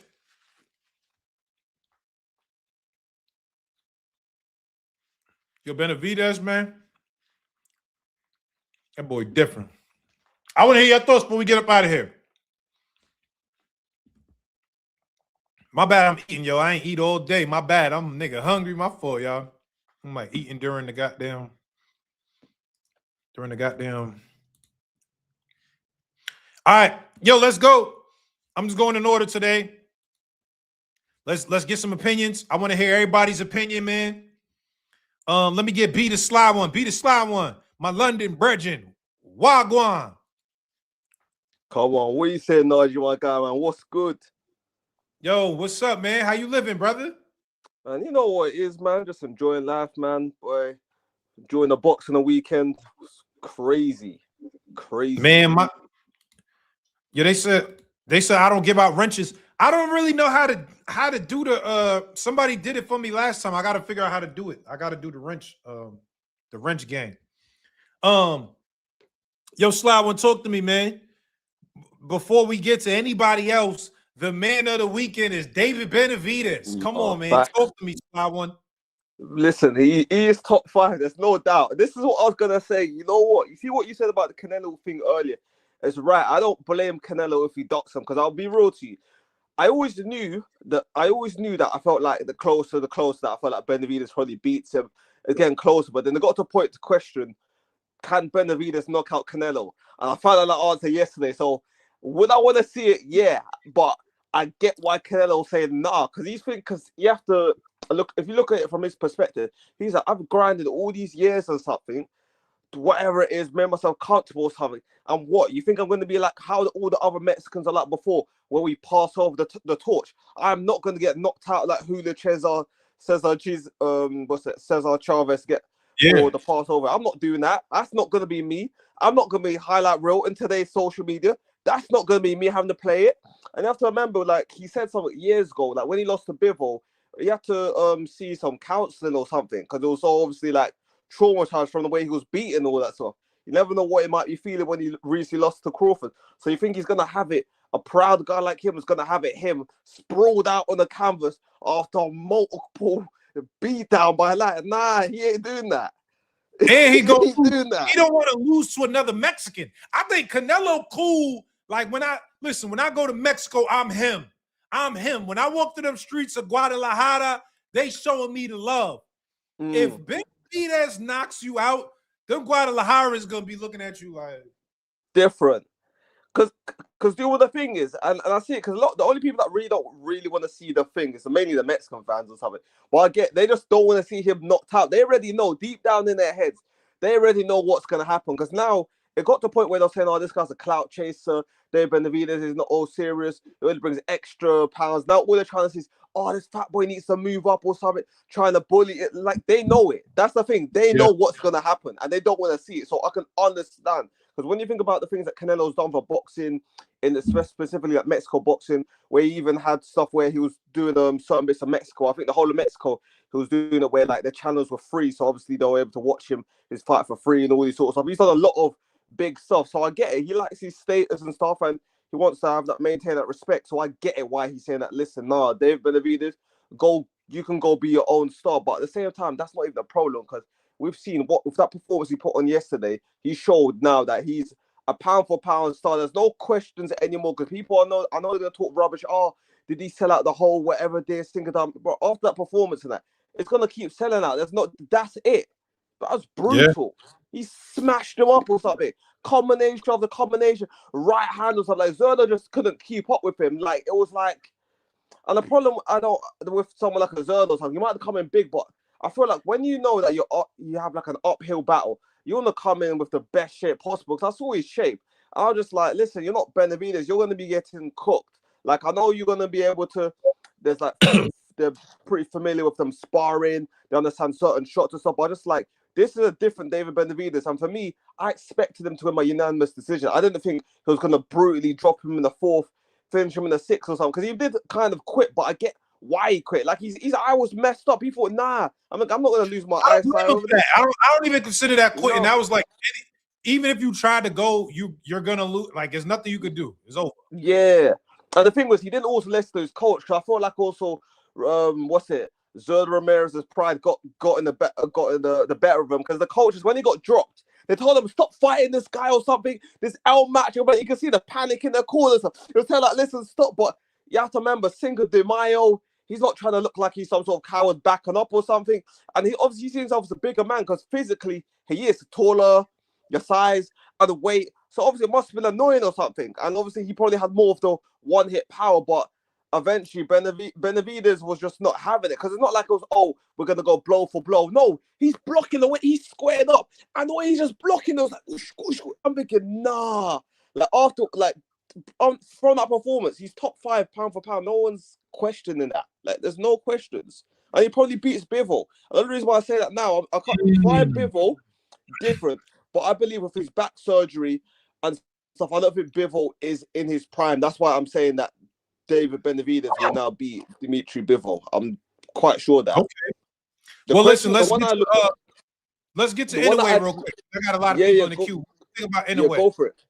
So, Inoue, I thought it was a good performance and stuff. A lot of people, for some reason, people need to appreciate the sweet science of boxing when it is or something. Just because his power is dried up or something, that's what happens when you keep going up and up or something. Not everyone's got the Manny Pacquiao where you're going to keep knocking out people, from where eventually your skills, if you're not knocking out people, you've got to showcase your skills. And that's exactly what he did against Junta Nakatani, the guy that had a longer reach.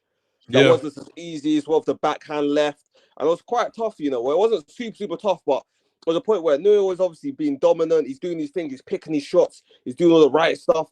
But then it got to a point where Nakatani was like, listen, like, I got pride as well. Like, just like how there was a pride of, obviously, we've seen of the Mexicans and stuff, with the same with Japanese. It's just like, you're not just going to, I'm not going to bowl over something. I'm unbeaten, and I want your undisputed and stuff. So what did he start doing? He started putting it on to the point where I was like, oh, like, I knew he needs to start being able to win this stuff, because I knew he started look.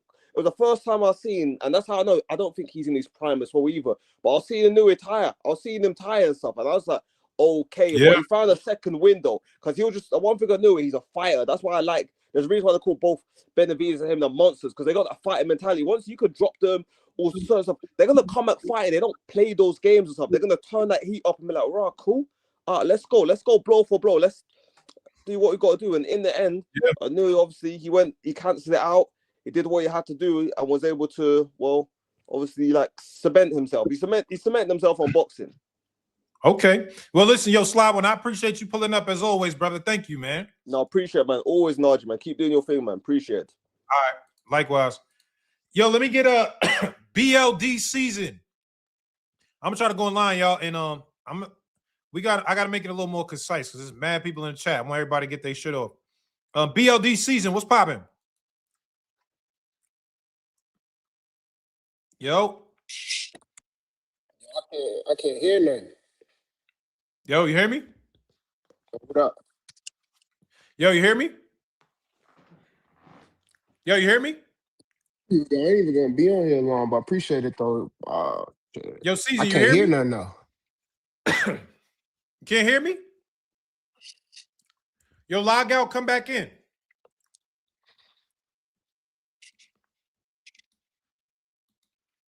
Yeah. Yo, if your connection off, we gotta move the show on. All right, let me get Kai. Kai, what's popping? I'm gonna do Kai and then Sham. I'm just going in line. Yo, salute, Naj. Yo, Kai, what's popping, bro? Chilling, man. Chilling, man. Just got through watching these fights all yesterday. Sleep schedule crazy. Yeah, man. Yo, so talk to me. We gotta start with David Benavidez, man.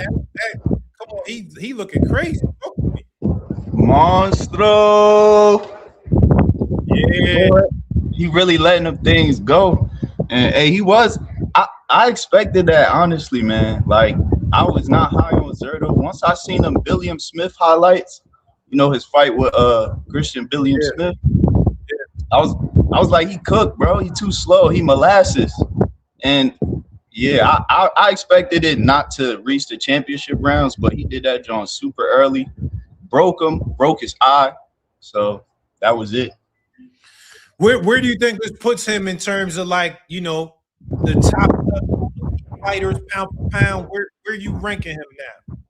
Yeah, I mean, even though I'm not, I'll be honest, Zerto is ass to me. He's still a good champion. Like, he's still a great champion, great Mexican.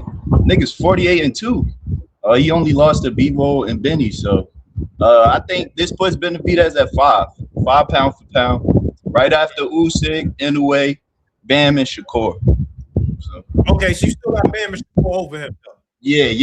You could put him over Bam, but yeah, 4 or 5. 4 or 5. Okay. All right, so we'll talk to me about Inoue real quick, though. Inoue, where you got Inoue, though? Yeah, he my number one, man.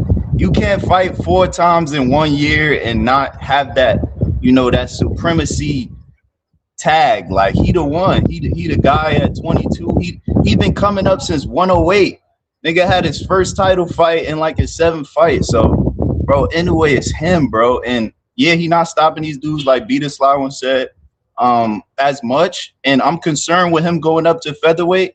I think he should stay for another few fights. I'm hearing that him and Bam is already scheduled at the Tokyo Dome. Yeah, I'm not sure. That's not official, but I'm hearing that. That's the word on the curb. So, yeah, that's what I feel about Inoue. He my number one. That ain't changing no time soon. So, okay, I respect that, man. Yo, Kai, I appreciate you pulling up, my brother. Thank you, man. All right. Yo, hold on. Before I get to Sham, oh, no. Is building season here? I thought I seen him come back. So I was going to get to him because he cut out. I don't see him. All right, let me get Sham, though. Sham, what's popping? Yo, you can hear me? Yo, loud and clear. What's up, brother? Not much. I'm kind of tired. I ain't gonna lie. I watched a lot of boxing in the last 48 hours. I'm exhausted. Yeah, man. That was a late night, too. I ain't gonna lie. Benavidez, that fight came on late as hell. Yeah, because I think I was watching boxing from like 4:50 to like midnight. Yeah, I feel you, man. Well, listen, talk to me, man. I feel like Benavidez is the one that owned the weekend. How did you feel about everything? What was your vibe? I mean, I like Zerto. He's a good fighter. Not a great one, but this is Benavidez. I knew it was a chance either went to decision or he stopped him was going to be late. I didn't think it was knocking him out that early, but Zerto looked like he had no answers. Yeah, I mean, I definitely Zerto definitely looked like food, to be honest. But all right, so where do you put Benavidez in the pound for pound conversation? Is he now, like, you know what I mean, top 5, top 3? How you see him in the pound for pound? Number 2. Not because of who he fought, but because of what he displayed, like what he can do. Hold on, say it again. You cut out for me. Say it one more time. I said number 2, not because of who he fought, but because of, his skill set that he put on, what he can do. I think he has the ability to just be that good. Hold on, break it down. What you feel like he could do, though? Number 2 is a very high, Sham. Talk to me. I'm not mad at you. I think of him very highly because I've been watching Benavidez for a long time. Well, since the Caleb Plant fight. I've been watching him since then. Okay. And he's just gotten better every single time. And every time I think that somebody had a chance to figure him out, he was just different. He was the monster, like you say. Yeah, he sure is. Only person I can put next to him is really Usyk and Shakur. That's it. Okay. Where do you think about Inoue though? Because Inoue is not in there for you. He fought the other day too against Nakatani, who's a pound for pound guy. What's up with Inoue? That's the point. He's the king. He's number one. Oh, Inoue number one. Mm-hmm. He's Okay. that good. I mean, he could be starting to head towards the backside of his career because he did start at what, like 108 pounds, and Yeah. now he's the 122 king. So he might be getting a little up there. I think he's 33. I think around there. Yeah. So, but I mean, we all know who's the person that's going to put that to an end. But I don't want to say no names. You talking Ben Rodriguez? Is that who? Of course, Mr. Fantastic, Mr. Amazing. Okay. They don't understand how good Bam is, but I ain't gonna exploit it for them. They gonna have to see it. All right. Yo, Sham, I appreciate you pulling up, brother. Thank you, man. Yes, sir. All right. Yo, let me get to building season again because he came out and then it's Jay and then it's Claymore. Oh, I like Claymore Rain, man. I went on his live the other day too. Claymore Rain. Salute. Let me get building season. What up? Yo, what you up, hear what me, up? brother? Yeah, I got you. You got me? Yo, live and clear, man. What's up, man? How you living? Hey, man, hey, it's a blessing. How about you? Yo, I'm good. Yo, what is that fitted? That should look fire. What is that? That's funny. Yeah, you see it. That shit got some Japanese shit. What's that? Inoue, right? What is that? Nah. I'm glad you said anyway, because he's not number one. Oh, You know what I mean? If you on the canvas, you're not number one. I'm not saying just because you get dropped. You know what I mean? I'm just talking mess a little bit, but he's not number one for real. all right. So hold up. I mean? If he not number one, who's number one? Benavidez is number one since Crawford ain't fighting. Oh, Benavidez. Hold up. You jumped him to number one from last night? Nah, I mean, it's just like who's competing at that level, you know what I mean? Like causing rivalries. Because look, or you could say Tank, because I like Shakur, you know what I mean? Shakur really is a mental mastermind in the ring, you know what I mean? But Tank is gonna, you know what I mean? He's a crusher. I'm not saying he'll beat Number one is Shakur. crazy. Building season, BLD season, Blood taking number cousin. one is crazy, bro. Nah. It's like I'm your blood cousin, you know what I mean? Like it's blood cousin. Oh, blood cousin. All right, blood cousin. Yeah. All right, blood cousin. Hold up, but taking number one is crazy, man. He just had a draw in his last fight. Come on, man. Yeah, that's the optics. You know what I mean? But just like we got gamma ray, X-ray, you know what I mean? Like it's more than just what it looks like. You know what I mean? Like he really could beat Lamont Roach. You know what I mean? Lamont Roach had 2 draws in a row. Was it 2 It draws ain't in look a row? like it. I'm being honest. I thought he lost the fight, though, to be honest. I really thought he lost for real. I mean, that's cool. Yeah, that's Okay. cool. Oh, yeah, Oh, so what you where you call it? got Inoue, though? Because you said Inoue not number one. Where do you have him, though, on your list? You know, I like in a way. You know what I mean? I like his style. He got tenacity, but in my eyes, he like a 5 because Bam is gonna win that fight. I agree with that. You know what I mean? Well, I think Bam has the opportunity to win that fight. Not saying he gonna win, but he can beat. Like in a way, he's not like it's like his opponents end up gassing out after he gets his second win because his you know what I mean his skill level's at that part. You know what I mean? He's at the top. Like if there was a right size, the best fight would be like Keyshawn versus Inoue. But you know what I mean? Keyshawn will wash these guys. You know what I mean? But I don't know if Keyshawn is going to be a boxer or if he's going to be an outlaw. You know what I mean? Because he should be number one. Yeah. Damn. Okay. All right. So hold up. How you see David Benavidez in this conversation, though? Because look, he's like you know what I mean? He comes from that Pacquiao mindset. Along with that, he has the size and he has the heart and he got the skill. You know what I mean? He got the rapid fire joint. You know what I mean? So he got a lot coming behind his name, not just the name. You know what I mean? His brother was cool, but who wants to see a Crawford versus a David Benavidez? That's not like realistic because it's really tapping into a different era. Truthfully, you know what I mean? But it's the size ain't even, you know what I mean? So I gotta put Benavidez up there. It's only right. And we got Canelo. Benavidez is beatable. You know what I mean? If we see that Hold on, fight, I'm rooting for you think Canelo. Canelo could beat him? You think Canelo could beat Benavidez? Of course. Nah, come on, blood cousin. He can't. You out, He blood can't. cousin. He Blood can't cut fight. See, valid right no, now. Come see, you on, gotta man. no. This your channel, this your platform. But all I'm saying is, hear me out. Look, Go ahead. Go ahead. look. I'm not saying that the Canelo, is gonna go in there and not Benavidez. I didn't say nothing like that. I didn't even allude. You know what I mean? Truthfully, you know what I mean. Canelo got to go in there and fight differently. You know what I mean? He would have to use different punches. He would have to use a different. He can't rely on his power. You know what I mean? Yeah, you got power, but you got to use that differently. It's playing chess. It's playing chess. You got all these different, strategies you could use. Don't rely just because you're strong. You know what I mean? So, but you think Canelo got a good chance to beat Benavidez right now, though? It's not a good chance, but it's a chance. Oh, okay. You know what I All mean? right. Yeah. So Yeah. I will pull for that one. I will pull for because even when he was beating up Buddy from last night or the other night, right? He was beat him up. Even the other fight before that, in the exchanges, he was getting hit too. And he was like this. He just got the, resilience, and he could stay focused. Like, he stayed looking at his opponent on some Pacquiao shit. He fight like Pacquiao. You know what I Who, mean? Like, Benavidez? Benavidez? he's like Terminator with Pacquiao. You know what I mean? He got the size and he could do that. You know what I mean? Yeah. Okay.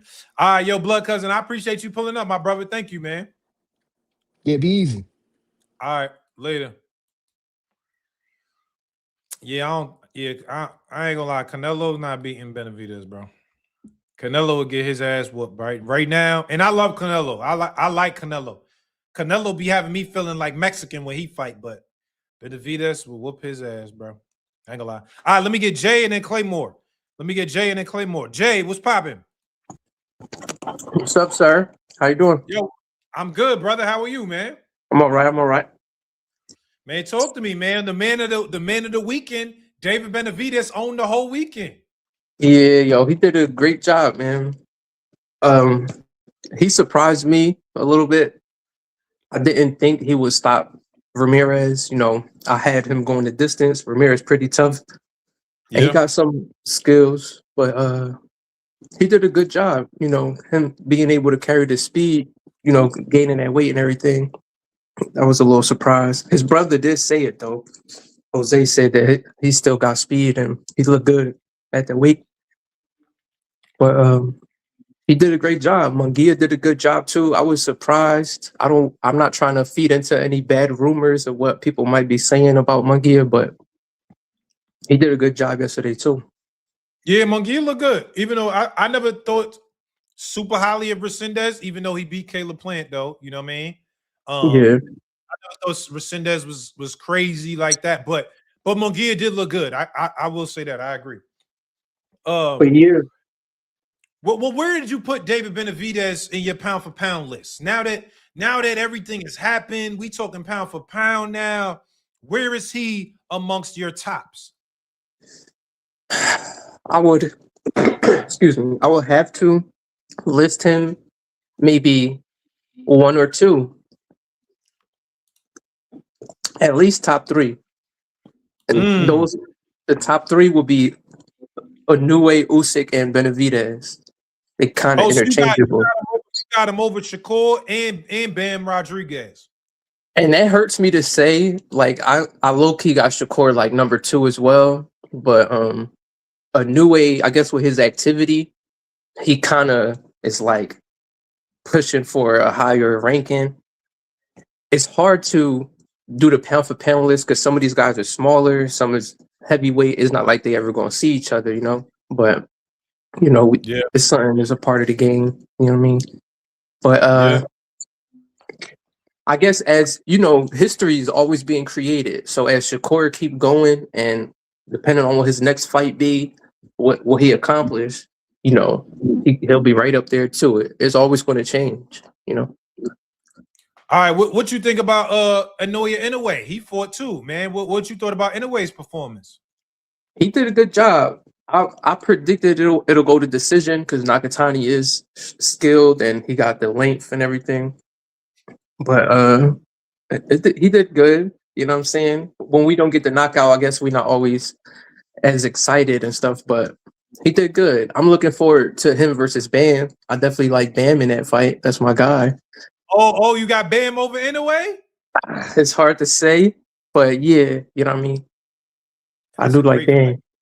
Yeah, that's a great fight. Okay. All right. And Well, listen, Boots yo, be Jay, there I too. appreciate you, man. Thank you, Najee. Thank you. All right. My Later. God. All right. Yo, I'm just going in order. Let me get Claymore. Claymore Rain. What's popping? What's good, family? What's good? Najee, what's good? What's good? Shout out to the Yo, chat. Clay, what's up, man? Yo, I want to shout you out because I was watching your live the other day, and man, you did a good job. That was my first time really tuning in. I was watching the show, and it was a really good show, man. So everybody, make sure y'all check out Claymore Rain and his channel if you haven't already. Man, I appreciate that. Thank you, man. Thank you, man. So listen, yeah, the man of the hour is David Benavidez. The man, you know, what an impactful day of boxing yesterday, but that probably was the best closeout to a Cinco de Mayo weekend, was watching David Benavidez do, in my opinion, David, you know, squeezed every bit of positive energy out of that event he could. The stoppage was amazing. Yep. I thought it was interesting having the character Canelo Alvarez involved in the conversation. He didn't need to be there. I thought Jaime Munguia being in the co-headliner was very interesting. Hoisting Jaime Munguia on the shoulders of Eddie Reynoso in front of the crowd almost felt like an argument being made in that moment, right, Najee? Like, what's happening here? Is Canelo trying to, you know, take control of the narrative here on what Cinco de Mayo is going to look like in the future? Is he presenting, you know, his face of boxing that he wants to take over in Jaime Munguia? That's a good point, right? And the crowd, interestingly enough, and I was a little surprised. I don't know how you guys felt about it, but the crowd was very vocal in Canelo and how they felt about Canelo and the way he's been carrying. Yeah, they was booing. They was all out booing. I was like, wow, all right. Well, look, the people have spoken. And then David Benavidez comes out with the mariachi band, and he totally commits and buys into what the evening was, and he caps it off with that great performance. Najee, I don't know if this was about pound for pound conversations. It kind of went there for me, right? It kind of bled into that. I thought it was face of boxing, face of Mexican boxing conversations, but all over the space is bubbling right now that this guy is pound for pound somewhere, you know, top 3, top. I'm hearing all that. I'm gonna be honest with you. That fight didn't do that for me. Okay. That fight against Zerto Ramirez did not bring that up for me. But I'll tell you what, though. I'll acknowledge the fact that what it really means in real time is that the American boxing fan has found somebody to buy into. They believe in him. And I think that is a statement saying that, yeah, I think David Benavidez is the uncrowned face of American boxing right now. It feels like that. It looked like that. People talking about putting him in. I saw somebody just say number 1. Is that, am I crazy? Yeah, a few people been telling me that, man. My boy Ray Davis said the same thing. And by the way, hell no. Right? Hell no. Okay, I'm sorry. You know what I mean? Respectfully. I find that the American boxing fan sometimes ruins a boxer's moment. Putting something like that on David Benavidez makes somebody like me have to humble the conversation a little bit. I'm going to look like I'm hating on David, but no, the journey's just begun, David. Let's see what he does next. Dimitri Bivol, right? Jayo Pataya, the elephant in the room. You know what I'm saying? Well, let me push back, Clay. Let me push back. And I'm not necessarily pushing back on number 1. I don't think he's number 1. But what I'm saying is I'm not sure where you rank him. I guess I got to get your ranking. But what do you think about Benavidez' resume? Like, we got guys like Caleb Plant, we got Demetrius Andrade.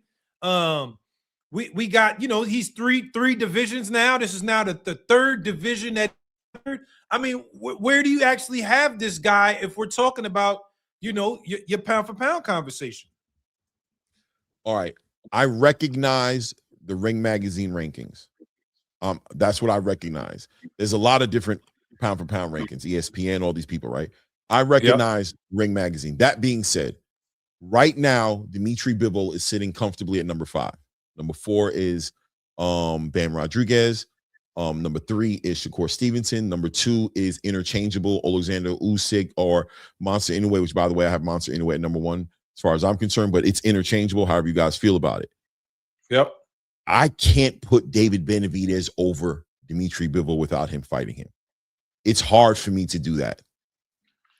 I think he's number 7 on the list right now. Number 6 is what? Who's number 6 on? I don't know. Whatever. I think Nakatani was number 6. Boom. So I have no problem with him being at number 6. That's where I'm at with it. The rest is on David Benavidez. Let's leave it up to him to earn it, man. Let him. It's so much sweeter when you earn it. Let him earn it. Let him get that fight with Dimitri Bivol, become undisputed, pick up a lineal title for the first time in his career in the light heavyweight division. And then let's move him accordingly, put him at number 4, maybe, you know what I'm saying? Or put him at that number 5 spot. And then let's see if he can go ahead and make it happen with Jairo Pataya, pick up another lineal title in the cruiserweight division. And then, you know, we'll talk differently then. Maybe by that point, he'll be in the top 3. You know what I'm saying? But I mean, he got to earn it, man. It's not just because, I mean, again, you know, there's Caleb Plant, there's Demetrius Andrade. I remember a time when people were saying David Morrell was supposed to give this guy a hard time. Right. And he's also not just winning. He's like beating everyone up. And I feel like that has to be taken into account. So my only thing is I agree with you in the sense of why it's tough to put him over Bivol based on body of work and who you fought. But the inactivity got to matter somewhere, man. Bivol, my boy, and that's my man, back in blood Bivol. That's my guy. But we haven't seen him in the ring. It's been over a year, it feels like. I feel you. No, you're right. You're right, man. Listen, when it comes to the Dimitri Bivol, that's just a personal thing for me. It's like he's there. The fight seems to be right there. Let's allow the fight to happen, right? Let's not move him. If the fight wasn't going to happen, I'd be like, you know, but it seems like it is going to happen. So if it's going to happen, let it happen. We don't got to give it to him just yet. But look, if somebody wants to give it to him now, I'm not going to push back that hard at it, but I won't let that dude go over Shakur. I won't let him go over in a way. I will not let him go over. Who do you have, though? Because the fight seems imminent. Benavidez versus Dimitri Bivol. If they are fighting tomorrow, how do you see that fight? Caleb Plant gave Benavidez some interesting looks in that fight, especially in the first half of that fight. The movement, the pedigree, the boxer just brings a certain energy to the ring, right? And this is why people don't like Devin or why they don't like Shakur, because they present issues to people, to the big punchers, to the exciting, explosive fighters that you think are supposed to trash everybody. When they get in the ring with these guys, the fight gets very interesting. Even Jerome Boots Ennis, it's intriguing with the Xander Zayas situation because we wonder about the Karen fight because of the boxer, and we look at what Xander brings to the table as the boxer. So Dimitri Bivol will present David Benavidez with a different look. We got to see how that plays out. I think that fight crowns him and pushes him very high in the pound-for-pound conversation and puts him on a whole different world-class level on the back end of a victory on that fight. Who wins? It's 50-50 for me, and I'm being genuine about it because if that fight goes to 12 rounds, I'm confident Dimitri Bivol can win the lion's share of 12. Stoppage, I would always lean towards David Benavidez to do it. But that being said, a fight that I need to see. And I'm excited. I agree with you. Listen, I mean, to me, and I'm a Bivol fan. I love Bivol. Yesterday's fight was like, again, and Zerto don't fight anything like Bivol. Be clear, right? The foot movement's nowhere near the same. The jab is nowhere near the same. The defense is nowhere near the same. It's not the same. But this fight just made me. This guy is scary, man. Benavidez is a scary guy. The level of pressure, I don't think there's anyone that fights like him, right? Like I say, I like to say the new Mexican style. The Mexican style that got sazon on the top of it. It's Mexican heart, Mexican cojones, but it's skills. I think this guy has a better defense than people give him credit for. I saw a lot of slipping. I saw a lot of counter punches. I saw a lot of punches in between shots that presented problems. But again, it's the level of pressure that he presents with the amount of speed that just makes me feel like if Bivol isn't who he was post this back injury, it's Yes, gonna sir. get nasty. It's That's a gonna fact. get nasty. That's a major fact, bro, right? Like, so we need to see who Bivol is right now after that surgery. Better, worse, the same. What is he? But I'll add to it that, first of all, as far as David Benavidez's performance was concerned, shout out to the back foot work. My guy was on his back foot in that fight, allowing Zurdo Ramirez to press him, and was just as dangerous, just as lethal. He's a problem on multiple levels. The last thing that we need checks, Najee, for me, is the feet work.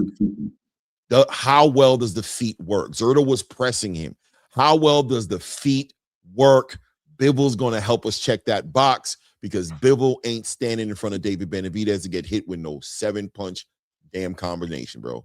You're right about that. We're not subscribing to that. Bivol's like, you might get 1 off on me, 2, but then we out of here. And we resetting that whole thing, and we going to figure it out again. We scoring points until you change the narrative, David Benavidez. Until you change it and make it to where this is not a point game, Bivol's coming in there to score points and win rounds. All right, lastly, Claymore, before I get the KB, I'm gonna get the KB and then Money Mike, and then Trap. Where do you got Inoue in this conversation now? Now we see Inoue, Nakatani. A lot of people in the chat were saying they wasn't that impressed with Inoue. I thought it was an impressive fight. Where do you see Inoue now post Nakatani fight? He's a pound for pound best fighter in the world, man. And he's error defining to a certain degree, but he's a small guy. And, you know, it's, as far as the American boxing space is concerned, he wasn't impactful over here. He didn't do that much over here for us. But on a world stage, we have to acknowledge him to be one of the best talents we've seen in a long time, bro. He's number 1 right now. His next move will be his best move, whether it's go to 126 and try to do something up there and become, you know, I guess a 5th world weight class champion, or whether it is, you know, wait for Bam and make a super fight, the number 4 versus the number 1 pound for pound guy. It might be a little early for Bam. I ain't gonna lie to you, bro. It might be a little early. I like Bam. I like him, but everything's about timing. It's a season for everything. You know what I mean? It's all about the season. When you're dealing with that level of pedigree, it's about the timing. But if Bam gets offered it, I expect him to take it, and I'm gonna respect it. And I think it's gonna make him a better fighter. Worst case scenario, he'll be a better fighter for it. But I think it's gonna be a big hill for him to climb, bro. I think Monster is up. He's pound for pound the best fighter on the planet right now. I agree. Yo, Clay, I appreciate you pulling up, good brother. I always enjoy talking to you and your insight, brother. I appreciate you, man. Thank you. Thank you, family. Talk to you soon. Peace. All right, later. All right, let me get KB and then Money Mike and then Trap. KB, what's popping? What's good, bro? What's good? Yo, what's up, man? Everything good? How you living? Everything good, bro. Chill. Yo, come on, man. The man of the weekend. He ran the whole weekend. David Benavidez. Talk to me. Benavidez, bro. I'm not gonna lie. He shocked the hell out of me, bro. I'm gonna be honest. I had Zurdo because I'm really high on Zurdo. I feel like a lot of people was disrespecting him, bro. I was one of them, KB. I was one of them. I'm already knowing, bro. Yeah, like I get he's slow, but he has the skills. You know, the Chris Billum Smith fight was pretty impressive. So I was high on Zurdo, and I wasn't really expecting Benavidez to just stop him like that. Honestly, I thought it was gonna be a wide decision, but not a stoppage like that. Benavidez's defense, like you said, he don't get enough credit for that, bro. Like the way, and it doesn't make sense to me because he does so much stuff wrong as far as his footwork, and he'll literally be square in front of you, but still like manipulating his guard and catching shots. And then like there was one time he squared himself up, went southpaw, and then hit him with a body shot. I'm like, I remember that. Yep, bro. Yep. I'm like, dude, I don't understand how he's getting off with it, but his speed and everything, it's scary. Like you said, bro, it's scary. He's scary, bro. So KB, where do you put him now? Like based on the performance, based on his whole body of work, if we're talking pound for pound conversations, where do you put him? You arguably have him in the top 3. You arguably could put him in front of Shakur just because of his resume is honestly underrated. Like I was talking to some people, and people are saying he has the best resume. I don't think he has the best resume in boxing right now, but it's very underrated. I don't think it's talked about enough. And just the level of the performance, like he's stopping these guys, bro. Shakur, my argument with him would be like his resume is great and his boxing ability is great, but as far as performance, there's times he could get off a little bit more, especially the T.O. fight. Like he was at bay Mm. with his jab, but he could have definitely got up more. Even Bud and when Andre Ward was saying he could have stopped him. So Yeah. yeah. Okay. I'm not mad at that. Now talk to me about Inoue, man. Monster Inoue fought as well. What you thought about the Japanese monster? Yeah, in a way. He's nice, bro. Boxer puncher, got a lot of skills. I'm really excited for him to go to 126, bro. Like I can't wait for him to go to 126 and take that jump because I feel like it's a lot of tough fights for him, especially Espinoza. Like that's the first joint I really want to see. I'm not gonna lie. I That ain't gonna fight lie, be that's crazy. crazy, KB. It's just the size factor is so OD Yeah, fight that is like. yeah, that's a fact. Nah, but the Junto fight, as far as that, it was really fun to see. A lot of people didn't really, not necessarily thought it wasn't exciting, but just because he didn't get the finish, but it was a lot of times they were both this close to countering each other, bro. Like Junto long rangey southpaw, and he was really trying to line up that rear uppercut and that straight left. And it was a couple times he almost had him just because in a way like to lunge in and stuff. But it was an entertaining fight. Yo, how old are you, man? Everybody's saying, yo, this young guy know a lot about boxing. Yeah, I'm 19, bro. 19. Damn, yo. Oh, you really in this shit then? You really like you Yeah, in? bro. I love boxing, bro. I've been I grew up with it at a young age. My dad, he had me watching Floyd.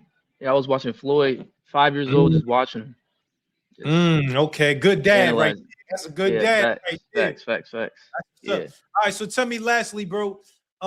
What is your top 5 pound for pound look like? Talk to me. Shoot, top 5 pound for pound, bro. I think number one is in a way, no argument there. His body of work, his resume doesn't get talked about enough just because um he's in the little man divisions. The US don't really watch them type of fights, but his body of work is crazy. So I got him one. I got Usyk two, because he done damn near beat the whole heavyweight division. Um, Three, I gotta put Shakur there. Four, Bam, and then actually no, I got Shakur three, David four, and then Bam five. That's how I got it. Okay. David over Bam. Okay, I'm not mad at that. Yeah, You in the chat, did you used to box? Did you ever box? yeah. I had a few amateur fights. I mean, I stay in the gyms now and then, but I'm in Keep it real, college now. KB. Did you get your ass whooped? Keep it real. Nah. I mean, obviously it's amateur boxing. You're gonna take some losses, bro. But Yeah, I ain't never get my ass whooped or nothing like that. But yeah, kind of not gave it up. I'm in the gym sometimes, but really just I'm in college now, so gotta get my education. All right, that's what's up, man. Well, listen, keep doing your thing, brother. I appreciate you pulling up, man. Salute. Appreciate you. Appreciate you, bro. All right. Yo, I like when the youngins come on that know they shit about boxing. He 19, but he, you know what I mean? He talking his talk, man. I like that, man. Salute. I'm gonna get Money Mike, Trap, and then Danny Man. Money Mike, what's popping? What's going on, Najee? How you doing, man? Yo, I'm good, brother. How you living, man? Man, I'm hanging in there, bro. Taking it day by day. Yo, man, come on, man. The man who won the weekend, David Benavidez. It's his weekend right now. Talk to me. How'd you feel about that? I'm gonna tell you something, bro. I got a whole different outlook on that motherfucker now, bro. David is a bad son of a bitch, bro. He sure is. Prior to that fight, bro, I was kind of looking at it like, Bivol and fuck around and outclass him. I was scoring him on points, whatever the case is. But after this weekend, bro, I'm gonna tell you something, man. I can't see nobody beating him from cruiserweight to light heavy, bro. Like, I don't see it, bro. Like, I see people talking about Bivol, he can outbox him or whatever the case is, but he fights in spurts, bro. Like, Benavidez is gonna be pressing that gas, bro. You ain't gonna have time to reset, bro. He coming to you. If he can walk through Zerto, bro, what you think he gonna try to do to Bivol? You feel what I'm saying? That's true, but to be fair, Bivol got better feet though than Zerto. You know what I mean? Yeah, but David not flat-footed like motherfuckers be saying, bro. That motherfucker taking off angles. He coming to you, bro. You know, and he Yeah. punching with you. Yeah, he And sure he is. punching with you. Yeah, bro. I ain't gonna. He punching in the middle of your shots. That's what's scary too. Yeah, bro, and he coming with heat. He coming with heat, bro. Nah, you're right. I don't know, bro. I just can't see nobody beating him from 200 to light heavy, bro. So, all right. So, hold up. How you got Benavidez in your top pound for pound list now? Is he in your pound for pound, and where? So, I was actually talking to my pops about this the other night too. I'd probably have it something like I got Inoue 1. I'd probably do Usyk 2, but I ain't gonna lie, he dropping because of the inactivity, man. He not giving us nothing right now. Hey, he about to fight a kickboxer. Yeah, man, and I mean that ain't doing nothing for me, man. I want to see him fight like Cabial or something like that. But yeah, they talking about making that fight too. I don't know if you saw it on X, but yeah, I did see that. See that. Yeah, but I got a Usyk 2. I'll probably go. I damn near got Bivol 3 off of those Bitter Beer fights, to be honest with you. But I probably got 3 or 4 Shakur, 5 Bam, then Benavidez 6. I'm not mad at that. Yeah, but he jumping up, man. Shoot, he beat Jai Alpataya. He gonna be top 2. You know, that's a dangerous fight. Jai Alpataya, nice. That's a dangerous fight. Yeah, he is nice, man. But shit, man, that hand speed difference between the two of them. Jai ain't looked too hot in his last fight to me, at least. That I don't know why everybody said that. I thought he looked good, man. That guy he fought is not bad. I forget the guy's name, but yeah, I mean, it looked like he was knocking some rust off, really. But he looked real robotic. He reminded me of like Anthony Joshua before he lost all that muscle. Like he looked real robotic to me, bro, in his last fight. Okay, well, listen, let's get to Inoue, man. What you thinking about Inoue? My thing with Inoue is I love him, bro. He actually my favorite fighter. I'm gonna keep it 100. So my number 1 pound for pound ranking, I'm a little biased, but I'm gonna tell you something, bro. At 126, I'm scared. I'm scared for him, bro. I'm looking at the length and the range from Rafael Espinoza, and then I'm looking at Shushu, man. I'm scared, bro. I'm nervous. I ain't gonna lie, that's a tough division right there, bro. Yeah, like coming off, I'm not gonna say he just flat out looked bad because Junto a pound for pound great too, you know, but man, anyway, bro, you got to work on some shit, boy, if you're gonna move up there because them dudes is bigger than you, bro. You know, your power is already waning at 122. Yeah, he got some, you're right. He got some trouble, boy. Who you got between him and lastly, did you like that fight with Nakatani? Did you enjoy it? Some people saying I enjoyed it. It started off kind of slow, admittedly, but I enjoyed it. I felt like once they started landing on each other and felt like they could get a little confidence, it picked up. But I think Inoue should take some time off. I really do. You know, he fighting 4 times a year, bro. Yeah, that's a lot. That's crazy. I ain't gonna lie. That's crazy. That's crazy. He got to, you know, I think a little bit of that was like burnout, perhaps, because he just looked a little flat early. Yo, they saying name 5 Inoue opponents. They say you gassing Inoue. They trying to say you don't really know. They said I'm gassing you. I could do Tapales. I can do Cool Boy. I'm not gonna name Junto Nakatani because that's an obvious one. You feel what I'm saying? But I can do Tapales. I could do damn, they put my ass on the spot, boy. I got it though. Yeah, I watched pretty much all his fights since he won his first world title, bro. I really got put on through YouTube for real, but yeah, I can do Cool Boy, I can do Tapales, I can do what's that motherfucking Mexican nigga name he knocked out with that one shot, bro. I can't think of the motherfucker right now. You know who I'm talking about, bro. Not Neri, not Neri. You talking about Neri? Oh, Luis Neri too. But I'm talking about he knocked the motherfucker out in the Tokyo Dome, bro. Oh, Cardenas, I think. Cardenas. Yeah, Cardenas. Nah, not Cardenas. He fought him in America. I can't think of the motherfucking name, but it's whatever. Yeah, they trying to put you on the spot. It's all good though. Yeah, it's whatever. All right, yo. Well, listen, Money Mike, I appreciate you pulling up, good brother. Thank you. All right, man. my boy, I appreciate it. Thank you. All right. Let me get Trap and then Danny Man, and then Everything Boxing. Yo, Trap, what's popping? Yo, what's popping, cousin? Yo, my boy, I feel like I ain't seen you in a minute. So that was good. Nah, yeah, it's been a little minute. I've been working. I ain't gonna hold you, gang. I just dropped some shit recently. Money, man. Get to the money, babe. Yeah. Nah, we doing that on the regular, but I mean, like with the music, I've been locking in. You feel me? For sure. Oh, okay. Yo, so talk to me, man. You seen that fight yesterday, David Benavidez? Yeah, definitely. You know me, cousin. I always gotta go off rails. Let's first thing first. I want to say, I didn't get to watch your man's because I was outside. You feel me? But I did watch the highlights, and my perspective of him changed. You feel me? Now, but I was hating on Inoue last year. You feel me? He But was. you I feel remember. me? I'll tell you, he needed to beat Nakatani and MJ, and he cooked them, nigga. he cooked them.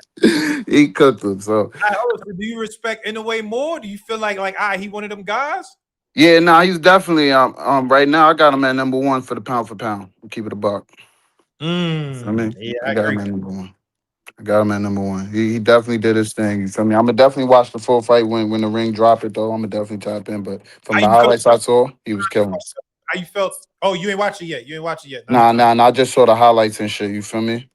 Okay. From what I saw, I definitely felt like this nigga Inoue is on an elite level because like he usually, to me, I feel like he usually just people gonna say I'm reaching comparison to Boots. You know how Boots get in there with guys he don't respect and he just walking them down. You feel Yeah. me? But I Yeah. feel like he showed like at a higher level, like he could be more disciplined. You feel me? Nah, that makes sense. All right, so we gotta get to the man of the weekend though. David Benavidez My own boy, my son. boy, David, you feel me? Yeah. That's all right. So watch this though. That was all right. So like I got back into boxing in 2018. You feel me? With Bud. Benavidez was my second favorite fighter that I watched because I was rolling up. As soon as I got to the car to smoke, fight was over. You feel me? Fight was over. So I got into. But I'm gonna be for real with you. You know me, Mr. Unpopular Opinion. My son Benavidez. Kind of. I need to see that Arthur work, bro. I need to see Arthur. Gordo don't got no inside game, no clinch. He don't even clinch. That was easy work. Like I'm.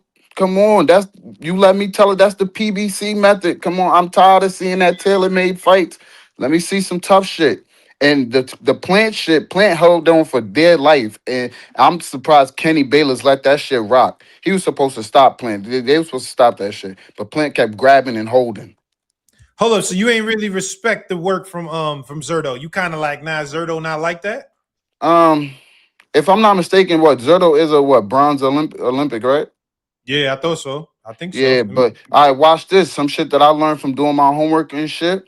Zerto was only knocking them guys out in the middleweights, bro. He like Benavidez, they kind of like the same on the low. They up there at 200 fake little heavyweights that was fighting in middleweights, knocking dudes out. You feel me?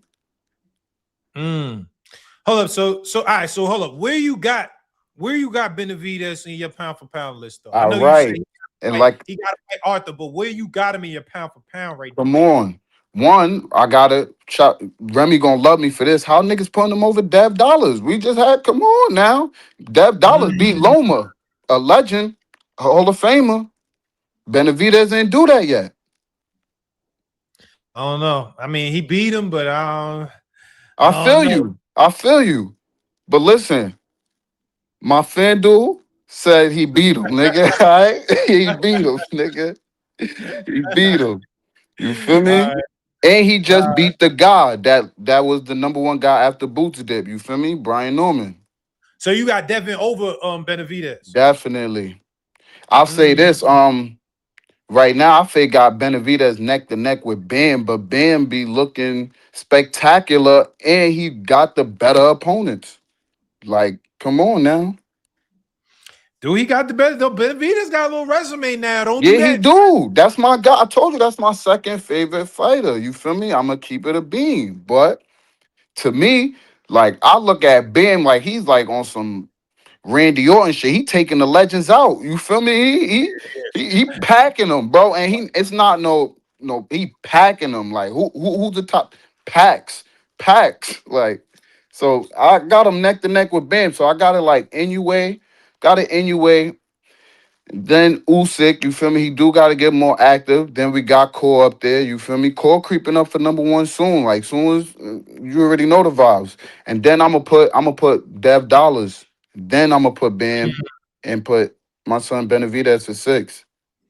Okay, so hold up. How you see this fight though? Inoue versus Bam. They talking about that He might. ain't ready. I like what Brody was just saying. The last who's just cooking. I don't really think Bam is ready yet. Honestly, I don't think a lot of dudes ain't ready. Shushu, we from the towns, but I don't think you ready yet neither, bro. That's too early for Shushu. Yeah, a lot of dudes. I think they should just wait. That boy anyway in his glow right now. I ain't gonna hold you. He's Yo, Trap, I dangerous. like seeing you jacking Inoue now, sir. Cause I remember before you wasn't jacking my son. I wasn't, but I had to do, you feel me, my little research. You feel me? Yeah, You feel yeah. me, gangster? I had to do some homework. Anyway, packing shit, he in his glow right now. I'm not gonna hold you. He the man right now. All right, yo, Trap, I appreciate you pulling up, my boy. Yo, it's good to see you, man. I Good finally to see see you. you too, Buzz. I appreciate you, my guy. But hold on, just to show you real quick. You know, we on no wine. Got the Oh, dime. Julio. Julio. Here you go. All right, I'm You feel me? down, man. Safety. All right, later. All right, let me get Danny Man and then everything boxing. Yo, Danny Man, what's popping? Yo. All right, let me get Danny Man and then everything boxing. Yo, Danny Man, what's popping? Yo, Danny. Yo, Danny. Can you hear me? Yo, you on here? Y'all Yo, can hear I'm me? here. Yo, can you hear me? This shit. Damn. I don't know what happened. All right, let me get everything boxing, man. Everything boxing. What's up? Oh, Yo, what's turn your happening? camera I'm on, out. bro. Yeah, I turn. Oh, all I'm right. I'm in the kitchen. Yeah, I'm in the kitchen cooking. That's why I got it off. Cooking for the kids right now. But All right. man, I've been telling people for years, David, he him. Like David is him for real. And the thing that I've been arguing with people for years is, oh, he ain't got no defense. He don't do this right. He do a lot of subtle shit in the ring that the average boxing fan don't notice. They can't see. Like he's learned from all of the greats. He's took shit from the Roy Jones, from the Andre Wards, from like he learned things from all of these and he puts it into his arsenal. Like that 8 hook combination that you see, he got that shit from Roy.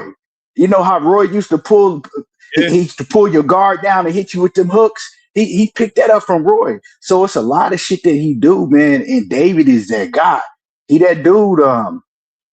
And Yeah. for me, like for me, I heard salute to my guy Claymore, man. Claymore, my guy, but I got a disagreement when he says shit like that.